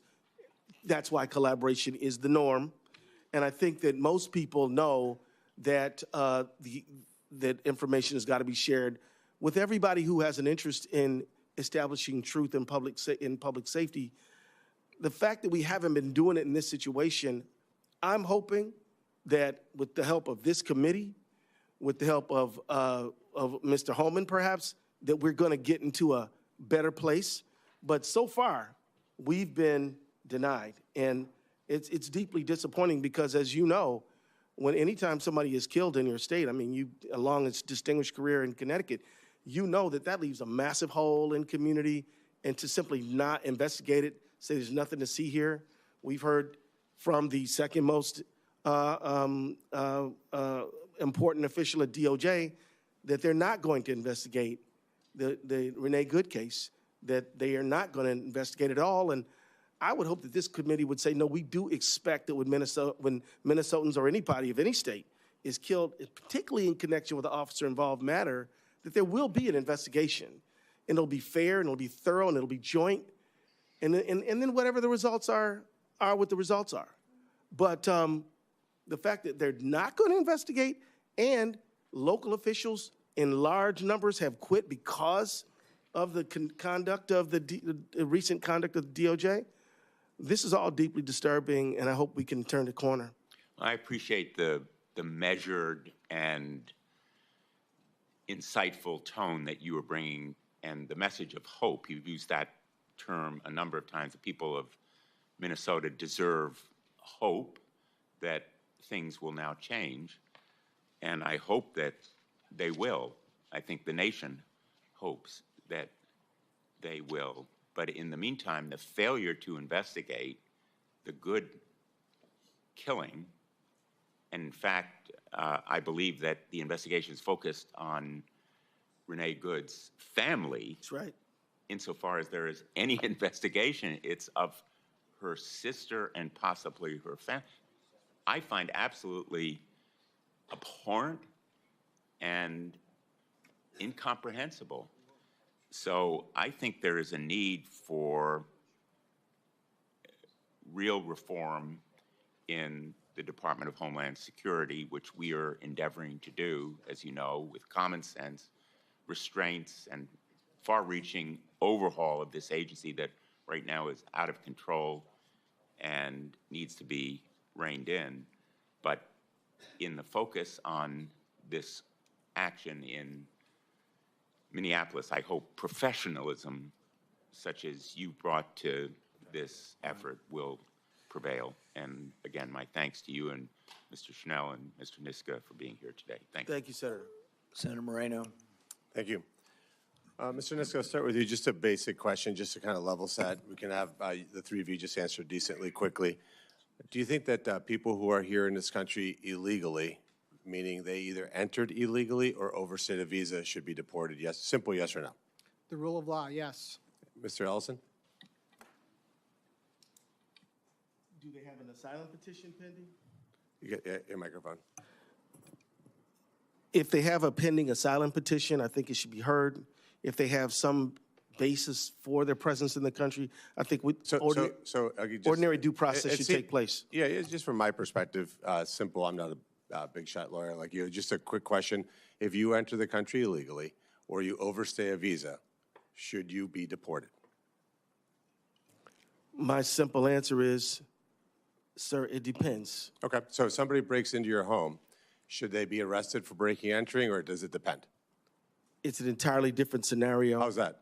Because immigration is essentially a civil, and breaking into my home is a criminal matter. Oh, okay, gotcha. So if there's laws that should be enforced, so we shouldn't enforce civil violations? We absolutely should enforce them.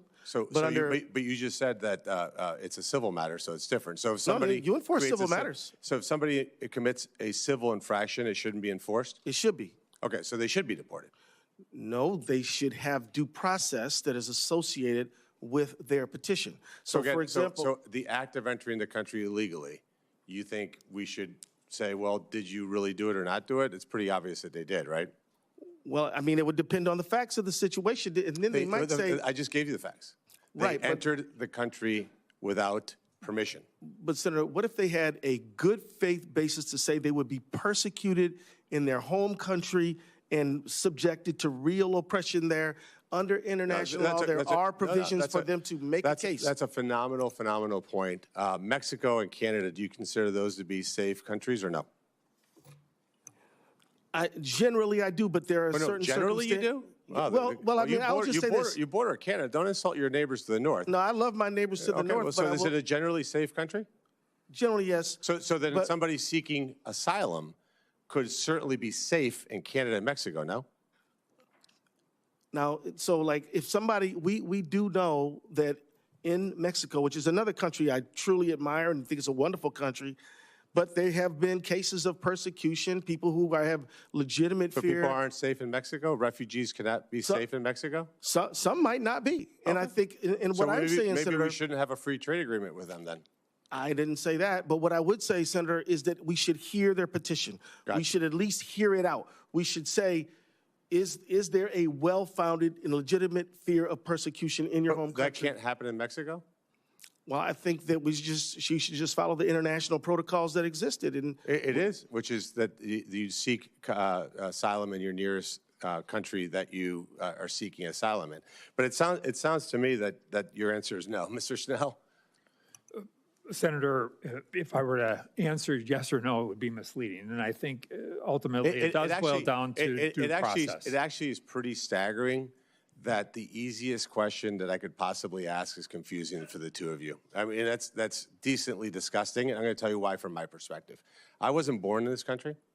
My mom and dad had to follow the rules to bring me and my 6 siblings into the United States, and I find it disgusting that the two of you guys want to reward people who skip the line, pay drug cartel members to smuggle them across the border, are coached to say exactly the right words when they hit Border Patrol. And by the way, the people who do that, the people who are from my neck of the woods, from South and Latin America, get abused, get raped, get held at gunpoint because people like you say, oh, it's okay, maybe we'll allow them into the country, when we should have a very simple policy, which is you can't enter our country illegally and you can't overstay your visa.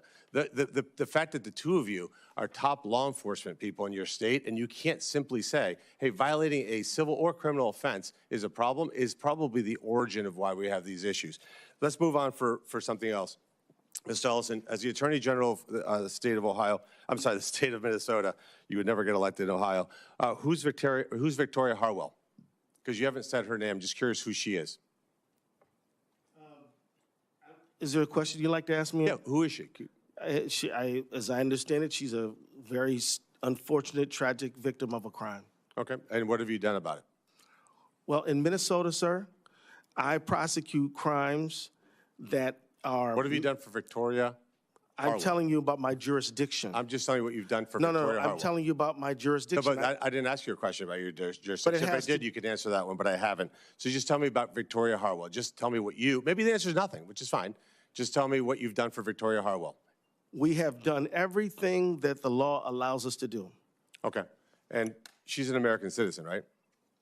I assume so, yes. I don't know her nationality. You haven't even bothered to look into who she is? No, sir. What I'm telling you is that I don't know, what her nationality is. It doesn't mean I don't know anything. It means I don't know that. Well, thank you for your concern for the Harwell family. It's obviously pretty sad that the Attorney General of the state of Minnesota has not even bothered to understand who she is. And you haven't mentioned her in her testimony, but you certainly know who Renee Good and Alex Preddy are. I do. Yeah, so obviously your priorities are clearly obvious. Tell me about Temple Israel. What happened there? Well, my dear friend of mine is the that would be the answer to lead your rabbi question at Temple Israel. Could you just answer my question, please? Well, a lot of things happen there. Do you have something in mind you'd like to bring up? Yeah, any particular incidents happen of anti-Semitism? Well, there have been acts of anti-Semitism there. What have you done about it? Of which I oppose vigorously. We've supported local law enforcement in doing the right thing in those communities. I mean, let me tell you, you're asking me about a place I know a lot about. I've been to Temple Israel an untold number of times, and so if they ever have any security concerns, that is a concern of mine. And absolutely. So what have you actually done differently to help fight anti-Semitism in Minnesota? I speak against anti-Semitism. I condemn it as repugnant and wrong. Let's pause there. You speak against anti-Semitism. Will you condemn Louis Farrakhan's comments saying that Judaism is a dirty religion? You know, sir, I thought I was coming here to talk about immigration policy. That was a layup question, by the way. No. I thought I was talking about immigration policy. I didn't know that we were going to be talking about all these matters. I mean, I'm reluctant to just sort of, we already had one thing where we didn't mention immigration policy at all. I'm fine with you asking about questions around asylum and things like that. That makes a lot of sense to me. But now we're going off in all kind of different directions. I think there should be some scope to this hearing. And so thank you for your interest. And we both share a need to condemn anti-Semitism. A few of my colleagues have gone over time, Mr. Chairman. So I find it disgusting that we would have a witness who's the Attorney General of a state that will not condemn the fact that somebody said that Judaism is a dirty religion. The fact that we have a witness of that low caliber here before the United States Congress is an insult to this institution. I'd like to put a finer point on one of the things you asked too, because the responses were that they say, well, due process hadn't been completed. Let's say due process is completed. There is a final order, but the person isn't accused of any crime. Their only crime is being in the country illegally, as Senator Moreno did. Mr. Schnell, would you advise the Minneapolis police to assist in a final order? Their only crime is that they're in the country illegally. Senator, if there is a judicial order, absolutely, we should comply. Attorney General Ellison. Certainly. Okay, see, I think that's unclear. Not maybe from Mr. Schnell's point of view, but I think from the edicts and things coming down, I don't think it is clear. People have the feeling that you don't want any cooperation with ICE on someone who's here in the country illegally. So I think as we look at this, if we only say, if we're Democrats and we only say, oh, it's ICE, ICE, ICE, and we don't say, well, that the cooperation had anything to do with it, and I'm not saying it justifies any kind of bad behavior, but I really haven't gotten the feeling, and I know it's been contentious, but I haven't gotten the feeling that you're willing to accept some responsibility for the lack of cooperation escalating this problem. Can I respond, Senator? Before Operation Metro Surge, ICE was operating, legally and in a cooperative way in the state of Minnesota. People may like the way they were operating, but they were operating legally and with cooperation. It is this dramatic escalation that has caused so much problem. And so you're recommending that I try to be more clear. I will certainly take that to heart, sir, but this surge is, in fact, a very serious issue. And it's not without criticism. I'm just saying that there is the sense in the country and in Minnesota that you wouldn't want, that you're so opposed to deporting someone just for deporting them that you don't want anybody to enforce it, that you don't want the police to be involved with this. And so I think it is necessary, if you do believe the police should cooperate, to say publicly the police of Minneapolis will cooperate, and it's going to be the way we're going to get to less ICE here, by having 10 police officers go with one ICE agent to arrest people, but that you're for that. And I can't tell you what to say. I'm just saying I want less tensions. I don't want more people to be, unjustifiably injured or killed. So it's a thought. And I'm sorry I interrupted Senator Ernst. Thank you, Mr. Chair, and thanks to all of our witnesses for being here today to testify on government oversight. So while I won't be focusing on ICE and all of those issues, those are significant issues, I do focus on a lot of issues that come down to fraud within the federal government. So again, want to thank you all for being here. Really appreciate your time. So I'll set the stage. We have a lot of families like mine that live in Iowa, Minnesota. I come from a blue-collar working family, a farm family. My parents farmed, they worked very hard. Their parents ahead of them worked very hard to get where we are today. I'm very privileged to sit in this seat today. My sister works for a trucking company. She and her husband farm. My brother is a blue-collar labor union worker for the railroad. Every one of their tax dollars needs to be protected because they work darn hard in all types of weather. They work outside. They don't have the privilege of sitting in a cushy office working 9 to 5.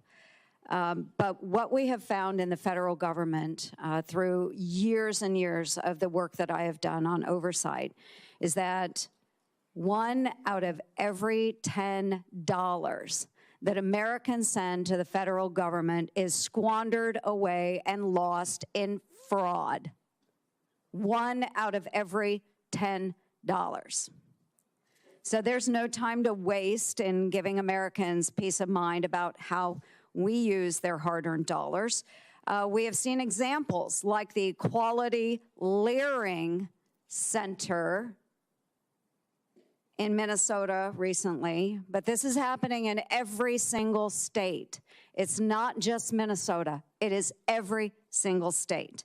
And accordingly, Mr. Chairman, I would like to submit my Squeal Award to Minnesota Governor Walz for the state's massive fraud ring for the record. I'm putting Without together objection. thank you. I'm putting together a package of pragmatic, bipartisan proposals because I have friends on the other side of the aisle that see this as a massive scam against the American public. They see this and they want to deal with it. They want to prevent waste from ever occurring again. For too long, Congress has pretended to search for who is actually responsible for the amount of fraud and waste in programs after those funds have already gone out to the states and localities. It's almost like a problem Scooby-Doo and the Mystery Gang might face. So right here, folks, well, the mystery is solved. Congress is responsible. By allowing weak incentives for states and localities to police spending after those grant funds are dispersed, fraud is able to increase more easily, and it's harder to recoup improperly used taxpayer dollars. So, Representative Niska, too often the federal government writes a check and then looks the other way. How should Congress redesign incentives to ensure states have real skin in the game and safeguards taxpayer dollars once those funds have left Washington, D.C.? Well, thank you, Senator. And you're absolutely right that people respond to incentives, and especially immoral people respond to incentives. And unfortunately, we've had both in federal programs, but especially the way the Walz administration and Attorney General Ellison have overseen those programs in Minnesota, we have seen an enormous loss of our important taxpayer dollars. We should be tightening up eligibility requirements, making sure that states and local governments are actually going out and checking on whether meals are being served. The Feeding Our Future fraud scandal that we heard about was a situation where there were sites that were supposedly feeding kids where nobody could have fed them. And if Minnesota officials, including Attorney General Ellison's office, which was involved in litigation at that time, had just gone out and checked, they would have been able to find those problems. The problem is that Attorney General Ellison has fought to cover up the records from closed investigative files. He's fought in the courts and the legislature to amend our sunshine law so that he doesn't have to disclose what happened in those investigations, and that needs to change as well. But absolutely, the federal government needs to be overseeing our taxpayer dollars and making sure that states who are administering those programs are doing it better than Minnesota has done. It's been a complete failure. Yes, thank you. And Attorney General Ellison, under your watch, unfortunately, Minnesota has achieved the largest COVID fraud scheme in American history. Under your watch, those whistleblowers who brought attention to the fraud and waste in your state faced retaliation.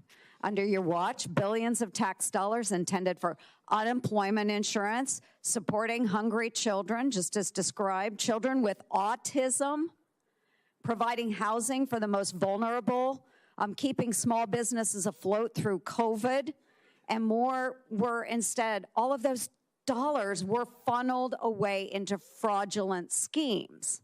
So last month in an interview with CNN, you were asked if your office has done enough to stop the fraud. And you responded, "Of course we've done enough." And this is a quote, "Of course we've done enough. And we're doing more every single day. This is a political matter. This is not a serious thing." Those are your words. Yeah. How do I go back to my hardworking brother and my hardworking sister and every other American who's going out there and then sending their taxpayer dollars to Washington, D.C., only to have it squandered away in fraud? How do we respond to them? And how do we recoup those dollars from these programs that Minnesota should have been overseeing? Senator Ernst, thank you. I really do believe that you're sincerely, earnestly trying to look out for taxpayer dollars. And I'm here to tell you that, of course, we're here to hold people accountable who commit fraud. I've prosecuted and convicted over 300 people since I've been the AG for Medicaid fraud. So I'm with you when you're trying to protect the public dollar. What I was saying in that interview is that rather than coming together on a bipartisan basis to stop fraud, the matter has been turned into a political football, which I bet you probably would agree it shouldn't be. We should come together to protect the public dollar, and it shouldn't be somebody's campaign ad. What we should do is do it together. So what are we doing? First of all, you should know that I can only prosecute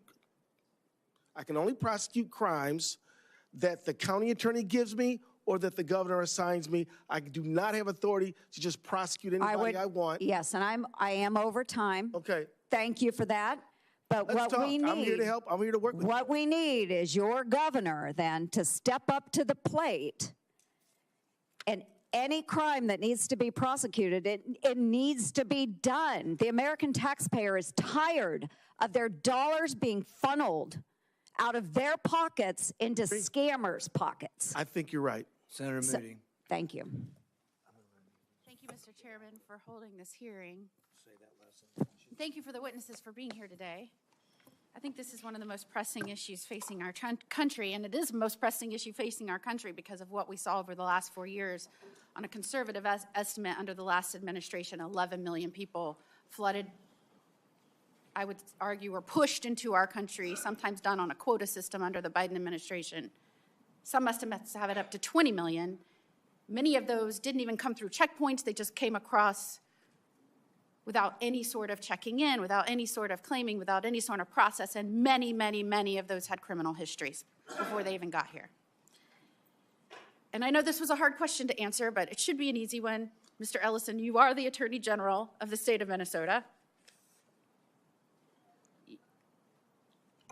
I'm not a, what question is that, Senator? You're the Attorney General of the state of Minnesota. I of course am, obviously. I was introduced that way. You didn't answer Senator Hawley, so I'm just trying to get that on the record. I will easily answer. Not only am I the newest United States Senator, I was the Attorney General for the state of Florida. Easy answer.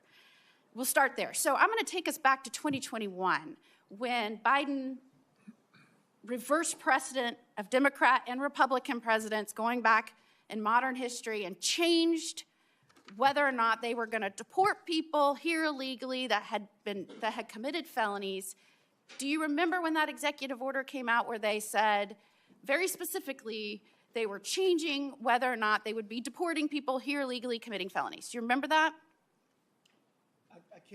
I cannot say I have a tight recollection of that. I remember it because I was the Attorney General, which is often referred to as the top cop or the top law enforcement official or prosecutor in a state. I remember it because I was desperately getting calls from sheriffs around my state saying, I have somebody in here for burglary or drug trafficking, whatever. They are canceling detainers. Do you remember anybody coming to you and saying they're canceling detainers? I remember we had a robust conversation around a range of issues, and what we did is evaluated Minnesota law and shared that information. And what I mean by that is under the Biden administration, Mayorkas and everybody that was working on immigration started systematically breaking down the border. And not only that, which allowed for the 11 million to 20 million people to come in, not only that, they started telling law enforcement officials around the nation that had in their custody people here illegally committing crimes, don't hold them anymore. We're going to abandon precedent that used to be done under Democratic and Republican presidential administrations, and we're going to stop holding people here illegally committing crimes. Don't detain them because that's not our policy anymore. So what did I do as the top law enforcement official in the state of Florida, as the Attorney General? I sued the Biden administration immediately and fought back because my law enforcement officials had the trust in me that I would fight for the safety of our communities. It just came out recently after we had to bear the absolute devastation to this country as it related to immigration and crimes in our community under the Biden administration, that the Trump administration said that we have gotten out of your state tens of thousands of people here illegally with criminal backgrounds. Is that a good thing or a bad thing?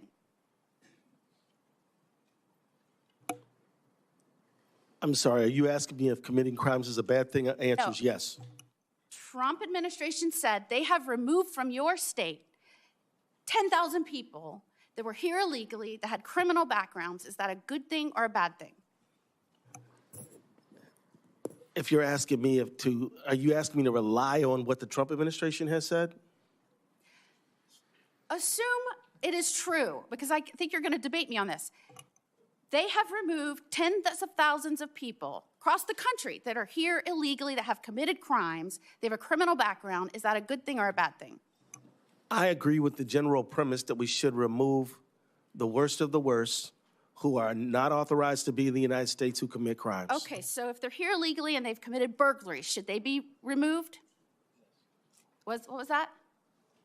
Ma'am, I think you said yes. I just couldn't hear you. Ma'am, look, I think I answered your question. You didn't. I'm asking you now. If you're asking me, this is a simple question. As the top cop of Minnesota, crime, if someone burglarizes someone commits a home crime, and they're here illegally, should they be deported? if somebody this is commits not a felony question. offense, I mean, but it's. Okay, let me make it simple. If they are drug trafficking and they are in Minnesota and they're here illegally, should they be deported? Have they been convicted? Let's assume they've been convicted. Yeah. Okay. If they have broken into people's homes or committed theft, or let me go as far as saying if they've committed fraud and they're here illegally, should they be deported? Have they been convicted? If they are in the process and they have a background of a criminal conviction for any crime, should they be deported? People who have been convicted and are not authorized to be in the country should be removed. Okay, if they've been convicted and they have an application in process or they've claimed asylum, should they be removed? Don't we need to find, if they have a criminal conviction for fraud and they're here yes. illegally, or they have a process pending, should they be removed? If they have a criminal conviction for felony fraud and they're unauthorized to be in the country, they should be removed. So do you think it would shock the federal government when in January of 2026, you said, and I quote, we're not going to help the Trump administration. We're not going to devote the resources of our state to help the Trump administration. That's not our business. We're not going to help them. We're not going to do their bidding. I'm glad you asked me. Hold on. Do you think it would surprise an administration who's trying to go back and rid communities of people here illegally that are committing crimes to have the top law enforcement officer of the state said, we're not going to help them?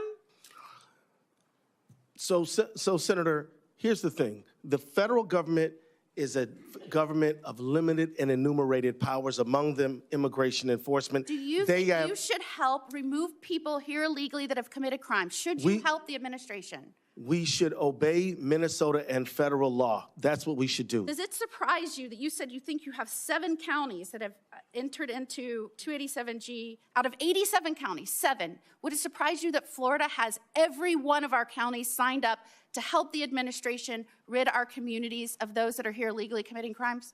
It would neither surprise me or not surprise me. Does it surprise you that states you're are having different. all of these problems in Minnesota because you have a top cop that won't help rid its community of those here illegally committing crimes? You know what? It's a tale of 2 states, a tale of 2 attorney generals, and how this is all playing out. It should surprise no one in this country. And in fact, let me go a step further. It should surprise no one in this country that the problems that we have had in your state as a result of a top cop not working with law enforcement to make its community safe and rid people here committing crimes, that you're seeing what has played out. And let me just say, that's actually wrong. That's actually quite wrong. You cannot have an attorney general certainly disagree with that. Post pictures supporting Antifa with an expectation you are going to have a civilized, stable, safe community that works with federal law enforcement to deport criminals here illegally committing crime. That is a joke. And it is also the reason why you have a crisis in law enforcement ranks. You have such a high vacancy rate in your state because no one that wears a badge and does these dangerous jobs believes that their top cop supports them. And as the wife of a law enforcement officer, I think that is a shame, and your state deserves better. Senator, I thought we were going to have a real conversation. I'd be happy to have one, but now I know that you don't really want one, so congratulations on Time your has theater. expired. With that, this concludes our first panel. I'd like to thank our witnesses for participating in today's hearing. We will now transition to our second panel momentarily. So we're gonna use the same order. Do you have the second? We'll get you. Okay.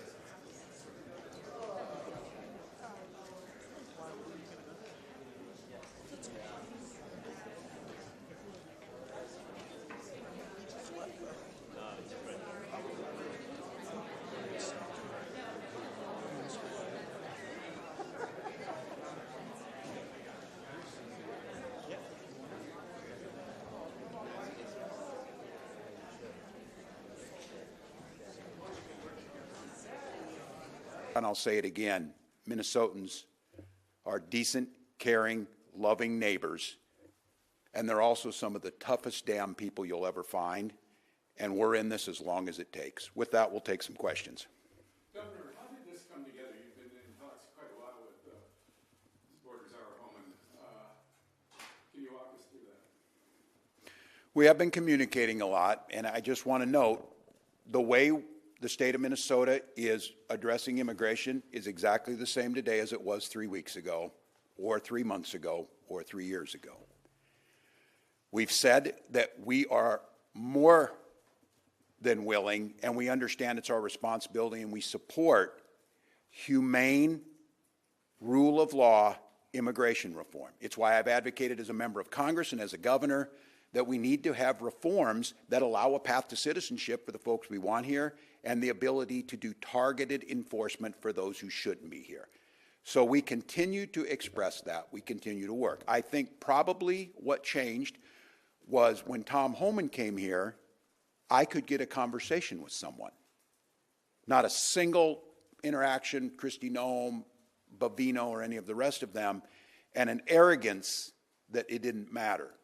And I think, as I said again, it became very clear to the administration, especially after the murders of Renee and Alex, and the horrific actions of these agents on the ground, that an issue the president saw himself as being strong, certainly politically, has eroded into a albatross around their neck. And so I think, in my take was, they knew they needed to get out of here, but in very Trumpian fashion, they needed to save face. So we've been talking, and I will say this. Tom Homan said today that he and I disagree on a lot of things. That is probably an understatement. But as I said when he first came in, and first thing he did was call me when he landed and then meet the next morning, is that at least there was a consistency to what he said, and he followed through with it. So we got indications that this is where they were headed.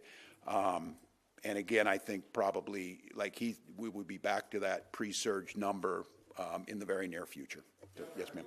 Does this announcement change the way you're thinking about DHS funding and whether they should receive funding going forward?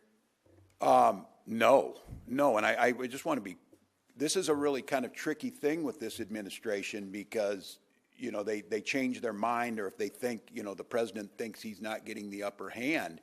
I'm certainly not going to spike the football, but you're not going to hear me express any gratitude for the people who caused this unnecessary, unwarranted, and in many cases unconstitutional assault on our state. And my expectation is we still need to have those investigations. And I'm telling you, in this economic crisis they created, all of these cabinet agents came in here to try and please the president by attacking Minnesota. So we have a $2 billion cut from Dr. Oz in our DHS programs that are rural hospitals and things. So it doesn't change it at all. And I think the lessons learned, I'm more than happy to help Congress say some things, is in America, you cannot expect that the people are going to be okay with masked, unidentified people running you off the road and coming to your vehicle at gunpoint like we saw in St. Peter, Minnesota. So if ICE, which Tom Homan's right about this, they have a mission. Now, I don't know if this iteration of ICE can last, but the idea of immigration reform and border control, we all agree with that.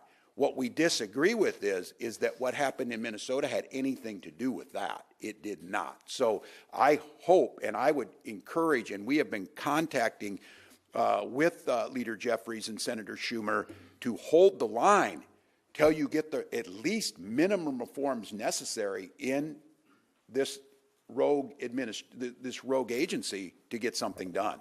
So yes.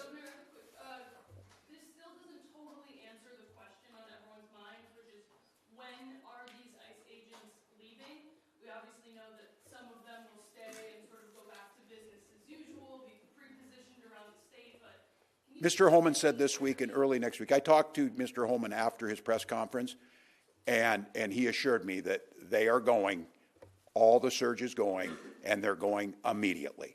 So as soon as they can pack their stuff, book a plane, move on. I would volunteer. We will help you get to the airport. We will clear the roads to get you to the airport. I will come over and pack your damn bags if that's what it takes. But I think it does answer the question. And again, this is a trust but verify. I am skeptically optimistic. I have no reason to not believe that when Tom Homan said they will be gone almost immediately. So it'd be my expectation, I think, you know, certainly by the middle of next week, this is back to the 150. So yeah. Yeah. I think, and I'm trying to, look, I don't know all the details because it's not what a executive branch should do to interfere with an independent judicial branch. And so as far as the BCA goes, they do what they need to do, and it was my understanding we were very close to a joint agreement, and then at least what we're hearing is that was pulled back, and this is somewhat a speculation, but it's how I'm viewing it, just to be candid with all of you, that the federal government pulled back because there was a leak before they could announce it. So I think we all have to be really careful. This is like a fourth grade game of who gets last hit type of thing. This administration always has to get the last word. This administration always has to be viewed that they won. And in this case, I think they understand they have got to do a joint investigation. So it is my expectations we will get a joint investigation. I would hope that this surge leaving and at least that piece being off, because that's one of the three demands that we will have to see here. This was getting rid of the surge, independent investigation, and then stop the attack on our state government agencies. So as I know right now is we were very close. I think obviously there's a contingent inside the FBI and the federal government that understands the only way you do these is through a joint investigation. And it's very clear, and again, if anybody in the administration or outside of Minnesota thinks because this surge that they're leaving, that somehow everything's okay and we've forgotten about this, the folks who are out there asking for this are going to turn their attention to these other things now.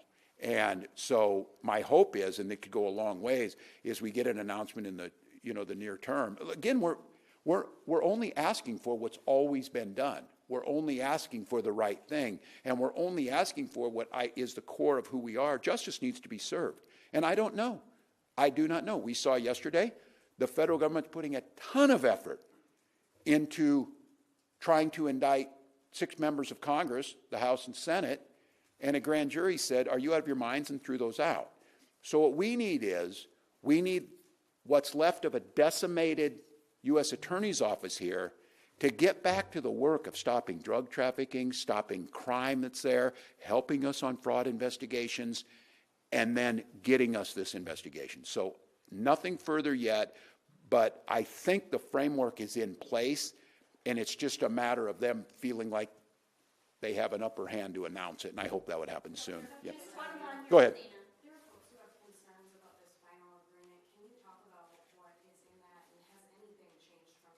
Nothing has changed. The final agreement is that Minnesota would continue to do what we do, which is law enforcement, honor those things, and that we would do what has always been expected and has done for decades here, is if there's someone who is in a Minnesota prison and there is an ICE asking us to hold them, once their sentence is served, we notify ICE and turn them over. And that has, in every single case, you've done the investigative work, that's what's happened. So nothing has been changed. They continued to ask me.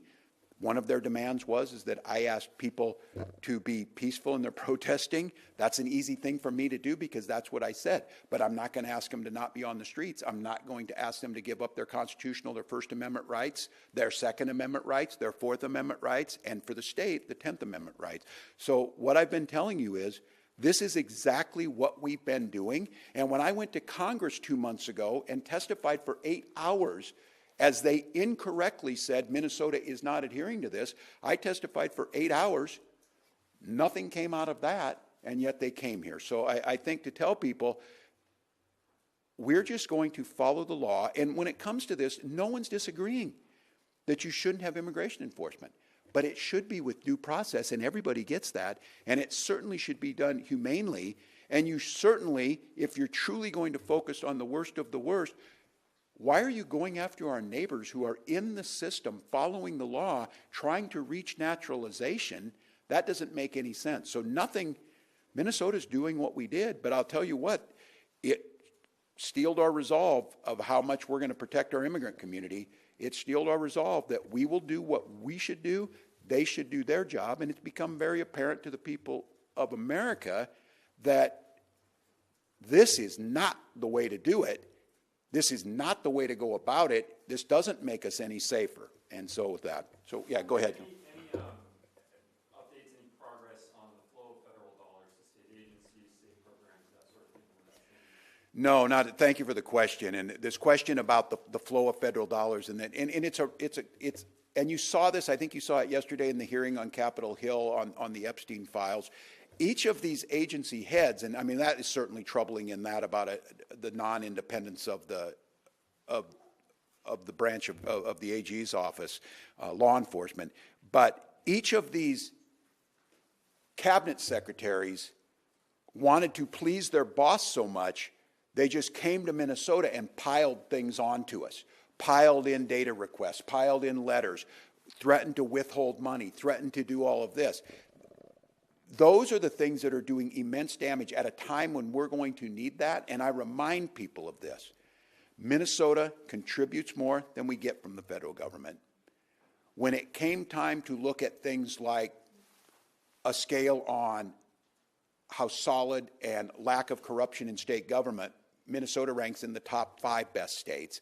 All of the things about running things and doing it right, we follow the law, we do it right, we provide more federal dollars, and in my opinion, this unallotment around what Congress has appropriated and what the law says Minnesota should get, the president is arbitrarily, and his cabinet secretaries are arbitrarily holding that money. So back to this first question to end on, this about what DHS reform should do.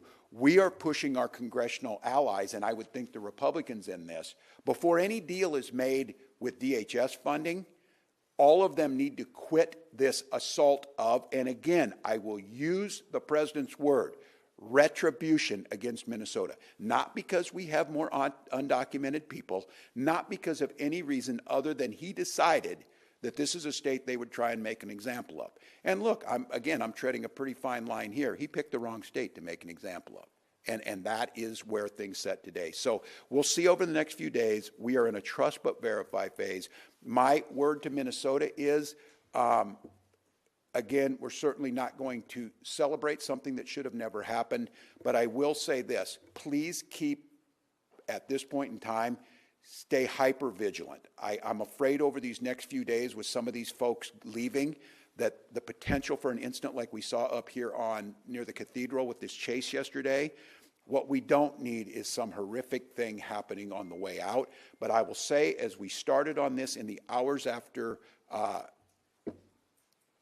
the murder of Renee, is express your constitutional rights, stand up for your neighbors, speak out when you need to speak out, do so peacefully, because as I said then, and every one of you proved, the fact is, at the end of the day, that will win out. That is the way a democracy should function, and it seemed like a long ways from that January day that we would get to a point where they would say, we're leaving.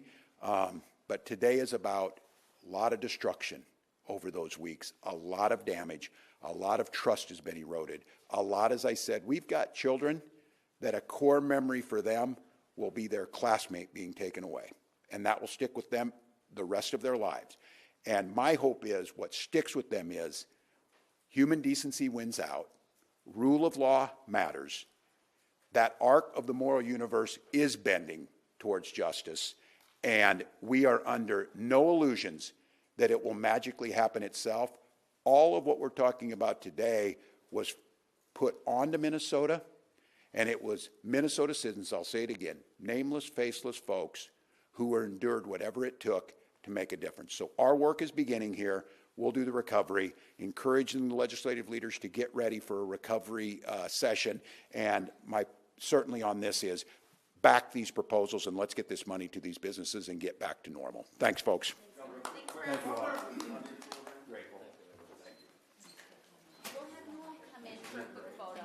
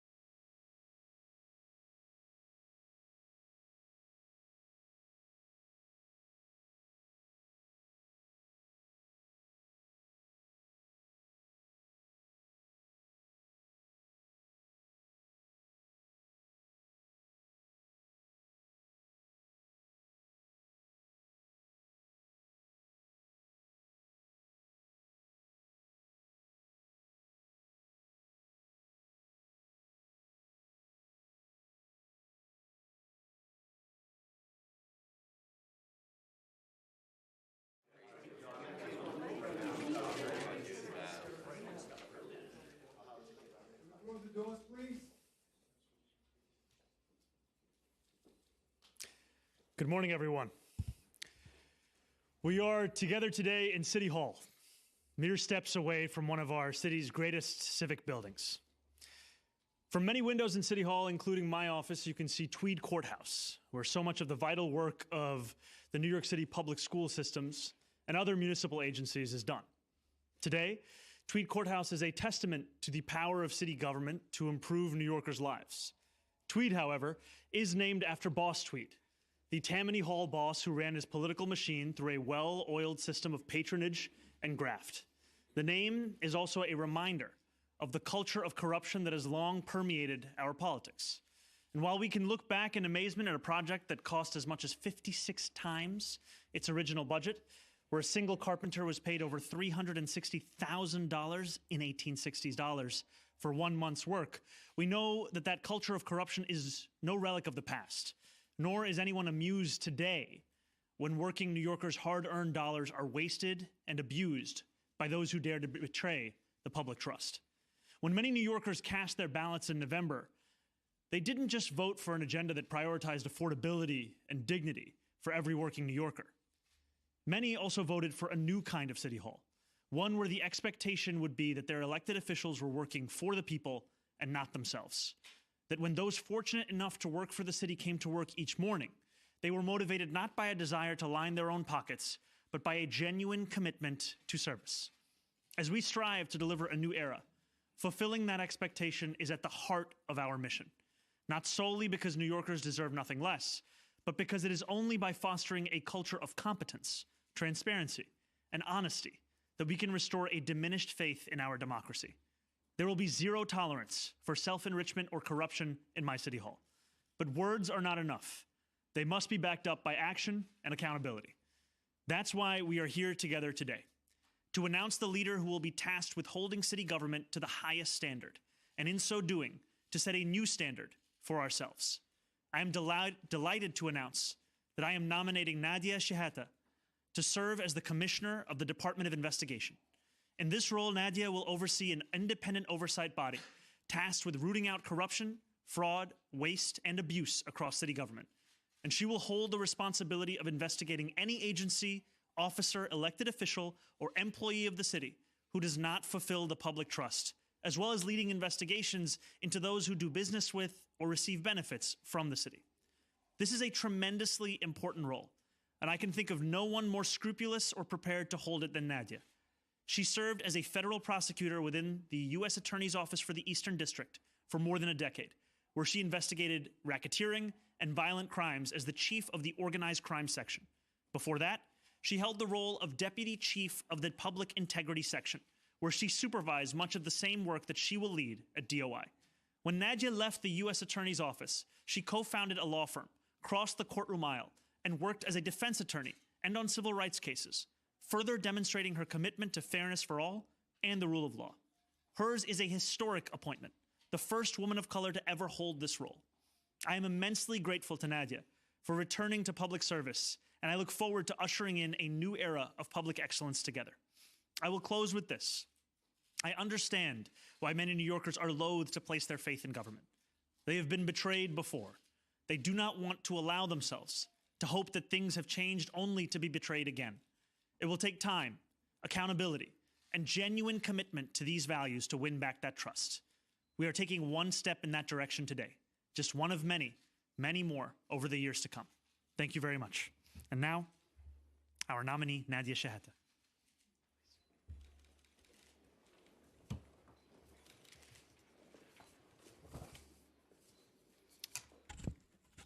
Thank you, Mayor Mamdani, for those kind words. I am deeply honored and humbled by this nomination, and truly excited at the prospect of returning to public service, where I've spent most of my career, whether as a law clerk to a federal judge, a prosecutor at a UN war crimes tribunal, or until a few years ago, as a federal prosecutor in Brooklyn. Most recently, I co-founded a women-owned boutique law firm here in the city, specializing in the representation of survivors of sexual violence and harassment, victims of law enforcement misconduct, and individuals under investigation by the government. As a naturalized citizen and proud Egyptian American, the opportunity to give back and serve a city that continues to welcome immigrants means more than I can fully express in words today. For more than 11 years, I had the privilege of serving as a federal prosecutor in the U.S. Attorney's Office for the Eastern District of New York, including as chief of the Organized Crime and Gang Section and deputy chief of the Public Integrity Section. That work demanded independence, respect for the rule of law, and an unwavering commitment to follow the facts and evidence wherever they lead, without fear or favor. I see the role of Commissioner of the Department of Investigation as a continuation of that work, and also a significant expansion to it, given DOI's important mandate to recommend reforms and policy changes to city agencies. As the city's Inspector General, DOI plays a vital role not only in rooting out corruption, waste, and abuse in city government, but also in preventing it before it happens through strong oversight and smart, forward-looking policy recommendations. At its best, DOI helps ensure that city government can tackle big challenges effectively and efficiently while operating with integrity, accountability, and fairness for all New Yorkers, no matter their background, economic status, or proximity to power. If confirmed by the City Council, I will lead DOI with independence, fairness, and transparency, alongside the dedicated professionals at DOI who carry out this essential work every day. Thank you. All right, now we'll take some questions, and we have our Chief Counsel here to answer some as well. Okay, go ahead. What's going to happen to the outstanding DOI investigations? Are they going to be carried over by your administration? And also, are you confident that the Adams administration was running DOI honestly and without corruption? You know, I can say that the previous commissioner who served underneath the administration, she did so performing an extraordinary job at rooting out corruption at the highest levels of government. And we are going to build on that work here in our administration. DOI, the previous investigations, are they going to continue under your administration? That is work that will be built upon in our administration. Yes, go ahead. Hi, how are you? Hi, how are you? We reported at WNYC earlier this week that New York City's unlicensed towing industry is now equal in size to the number of licensed vehicles on the streets. And it's also among the most complained about industries in DCWP's portfolio. What do you think about the enforcement strategy there, and would you do anything to change it? Well, I think first and foremost, thank you for highlighting this issue. And clearly, it's not something that is working to the best of its ability. It's something that we will follow up on. Thank you. Mr. Mayor, I'm sorry for asking a question that you've already been asked, but we haven't really gotten a clear answer. You said as a candidate, and you've reiterated as mayor, that you don't support the NYPD's criminal crackdown on cyclists. Since taking office, you've said that your conversations with Commissioner Tisch are continuing about this. Why do you continue to allow the commissioner to enforce a policy that you say you oppose? I watched 2 cyclists get criminal summonses just today on Delancey and Suffolk Street at the red light there. So that's a policy that was in place in the prior administration. It has continued thus far. It is the subject of internal conversations. We will have an update on that very soon as to what the new policy will be. Yes, Heather. Hi, how are you? So the shootings that happened in the Bronx last night, a 16-year-old boy was killed, a 13-year-old girl was injured. There was another shooting in the subway system the day prior. Have you spoke with Commissioner Tisch about possible preventative measures being sent to this neighborhood to prevent any retaliation? Are you considering sending any additional resources within the NYPD and community outreach groups to watch this neighborhood going forward? So I am in regular communication with our police commissioner, and the different incidents that you've highlighted are heartbreaking and horrific. And I'm thankful for the work of the NYPD, not only in responding to them, but also in the actions they're taking to ensure that we work to prevent them in the future. That is work that is ongoing, and we will continue to focus on delivering that public safety to New Yorkers. Have you spoke with Commissioner Tisch about these shootings, and do you plan to send any additional resources to the neighborhood? Those are conversations that are ongoing. Thank you. Do you have more questions on DOI or for our DOI commissioner before we keep going? Is DOI investigating the tow truck industry? All right, we'll move on. Thank you. Hi. What do you worry about most for New York City? You were elected on big promises, and now you've got the top job. What's keeping you up at night? You know, the number one crisis that New Yorkers are facing is a crisis of affordability. This is both the wealthiest city in the wealthiest country in the history of the world, and also one where 1 in 4 New Yorkers are living in poverty. It's the most expensive city in the United States of America. And every day I meet people who are working day and night in this city, but can't even afford to live in this city any longer. And so we are constantly asking ourselves how we can address this cost of living crisis. I'm proud that on day 8, we took an immense step forward in our plans for universal childcare, securing more than $1 billion in funding from the state to not only fix childcare for 3-year-olds, what we call 3K, but also to start to deliver childcare for 2-year-olds, what we call 2K. That is one of the foremost crisis facing working families. Our focus continues, however, on the housing, on public transit, and on any other place which is squeezing New Yorkers. Cost of living is a global I'm issue, sorry, we do and have there to are move on. just. I'm sorry, we have to move on. As quickly after this one more. The cost of living is a global issue. The world is watching you. That's why I'm here. Are you worried that you may have overpromised or could underdeliver? No, the promises that we made were at the scale of the crisis that New Yorkers are facing. We spoke about the need to deliver universal childcare, the need for tenants of rent-stabilized housing to have their rents frozen, the need for the slowest buses in America to be fast and free. We're delivering that progress, and we also know that it continues each and every day. Katie Thank you. Marcia. My question is for the commissioner. You had mentioned that you, I know this guy's recording me. You're representing people who are being investigated Sorry, by the government. the nominee? It's for the commissioner, yes. Okay, yes. So you said you've represented people being investigated by the government. Do you anticipate recusing yourself from any specific ongoing DOI investigations, and if so, which ones? I did not represent anyone being investigated by DOI. I left my law firm a few months ago, and so I don't anticipate needing to recuse myself from anything. But of course, if something were to come up that I'm not aware of at this time, I would follow the proper recusal advice. Okay, Marcia, right here, and then Craig. So, Mr. Mayor, I actually have 2 questions. First Please. of all, I want to talk to you about the deaths that happened because of the cold. You know, we previously were able to get information from the NYPD. Now it's only coming from City Hall. I'm wondering why the policy change. My second question has to do with the budget. I know that you want to have Albany pass these tax hikes on corporations and on the wealthy. But if they refuse to do it, given the fact that it's an election year and the governor said she doesn't want to do it, will you have no other choice but to raise the only tax you can raise, which is the property tax? So I am encouraged by the conversations we've been having, not only with the governor, but also with legislative leaders in Albany. And these are conversations about putting the city back on firm financial footing. When I was standing here in this room weeks ago announcing the fact that our conclusions were coming to the same level of assessment, at the very least, as the previous city controller, the current city controller, and the current state controller, we also said that we would then be updating those assessments as we got more information about Wall Street bonuses, as we got more information about the economic forecast, and as we also took savings measures of our own.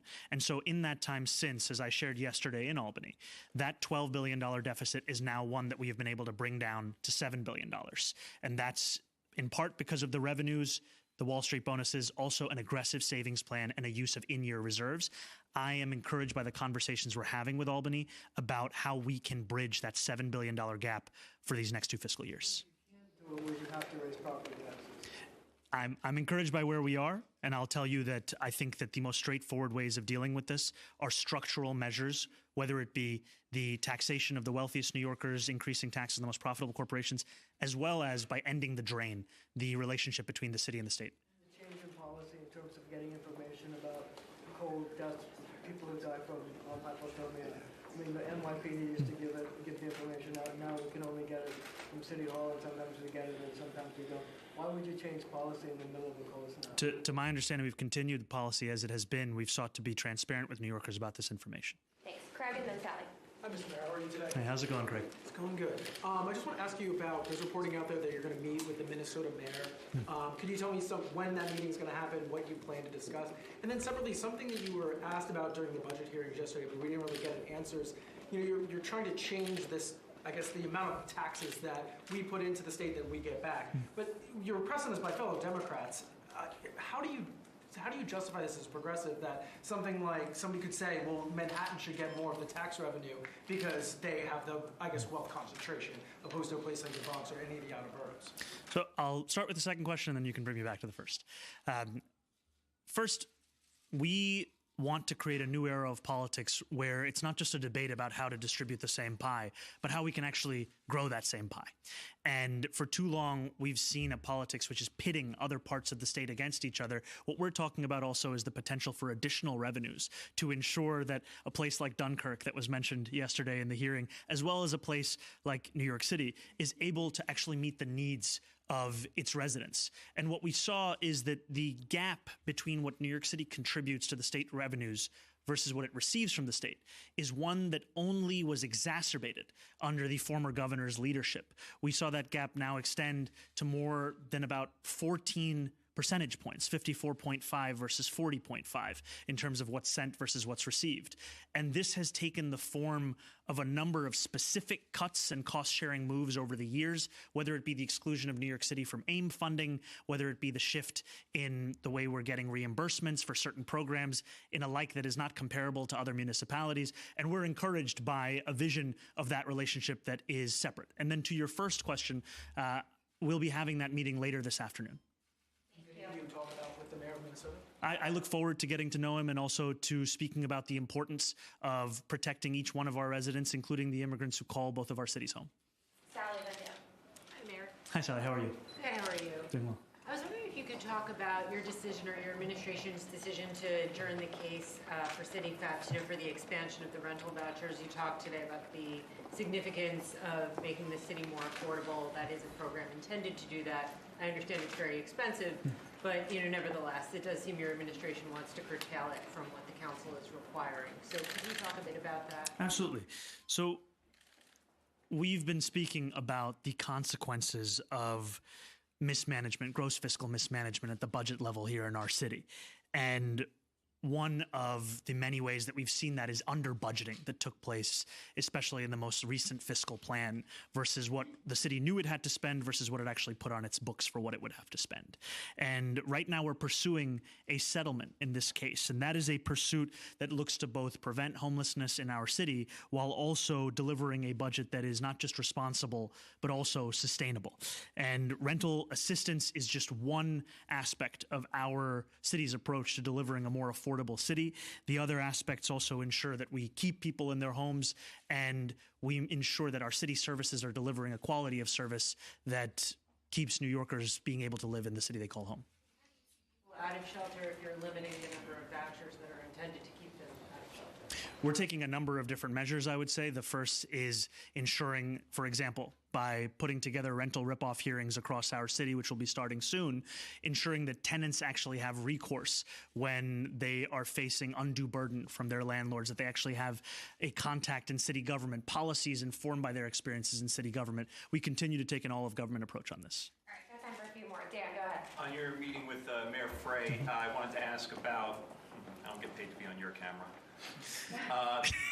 In Minnesota, come on, guys. In Minnesota, with Tom Homeland, that there is an agreement to have federal immigration enforcement in local jails, something not only do we not have here, but a lot of progressives, and I believe yourself, oppose, but I wanted to know if you feel that is a satisfactory settlement on the issue of where ICE can operate in New York City by having them go to local jails rather than on the streets. So a satisfactory agreement for Minnesota? In Minnesota, why? Tell me about what you think about that in New York. Why is that not a good enough idea for New York to have them go to local jails here? Well, I am proud of our sanctuary city policies that we have. I believe that our values and our laws are not bargaining chips. They are not things for us to be ashamed of. And they are also policies that have sought and delivered on keeping New Yorkers safe over many years. I'll let the mayor of Minneapolis speak to the policies there. Prescott. Thank you. Mr. Mayor, just one quick follow-up on Mayor Frey, too. I guess you were saying you're going to discuss how to protect immigrant New Yorkers. Is this an effort to kind of hash out a joint plan of how to fight back against Donald Trump, or is there anything else going on? And separately, co-founder of the group Hot Girls for Zoran got fired from Brad Lander's campaign. This is someone who has supported you quite vociferously. Were you in contact at all, or anyone from your team in contact with Lander's team before he hired this consultant? And can you tell us a little bit if you know this man and have it all interacted? So as I've said repeatedly, if New Yorkers want to know my views, then they can hear it directly from me. This was an individual leading an outside group and was never paid for by our campaign. And to your other question, I'm looking forward to having a conversation with Mayor Frey and also to building relationships with mayors across the country as we chart out how we can respond to the needs of the people that we represent and what we can learn from other cities and also what we can share from the lessons of our own. Brad, can you speak to Brad about that hire? Mr. Mayor, you're going to hold a rental hearing. I want to ask you if you would like to also maybe hold a landlord hearings, as many landlords reached out to us, homeowners. They are having trouble with tenants not paying rent or tenants damaging their buildings. What help can they get from the city? And the second question, it's been a month and a half since you came to this office. How did your vision or dream of becoming a mayor now confronted with the reality of the first month? Thank you. So this is the privilege of a lifetime, to be the mayor of a city that I and so many others love. And each and every day is an opportunity to deliver for New Yorkers. And I've been so proud of the work that our team is doing to do just that. And I know every single day that there's more to be done. And frankly, that is something that fills me with a real sense of opportunity and a sense of gratitude to New Yorkers for giving me this position, and one that I look to deliver on. And we will continue to have conversations with landlords about how to ensure that this city is meeting their needs. Before I was an assembly member, I was a foreclosure prevention housing counselor. I would work with low to moderate income homeowners across Queens, working to bring them back into an agreement with their lenders, take them out of delinquency. And a number of them had rented out the other unit in their home to be able to pay their mortgage. So I'm quite familiar with the struggles that a number of small landlords are facing. And our city government is one that is committed to ensuring that we deliver stability, not on the basis of what status you have in New York City, whether as a tenant or a homeowner or a landlord, but stability.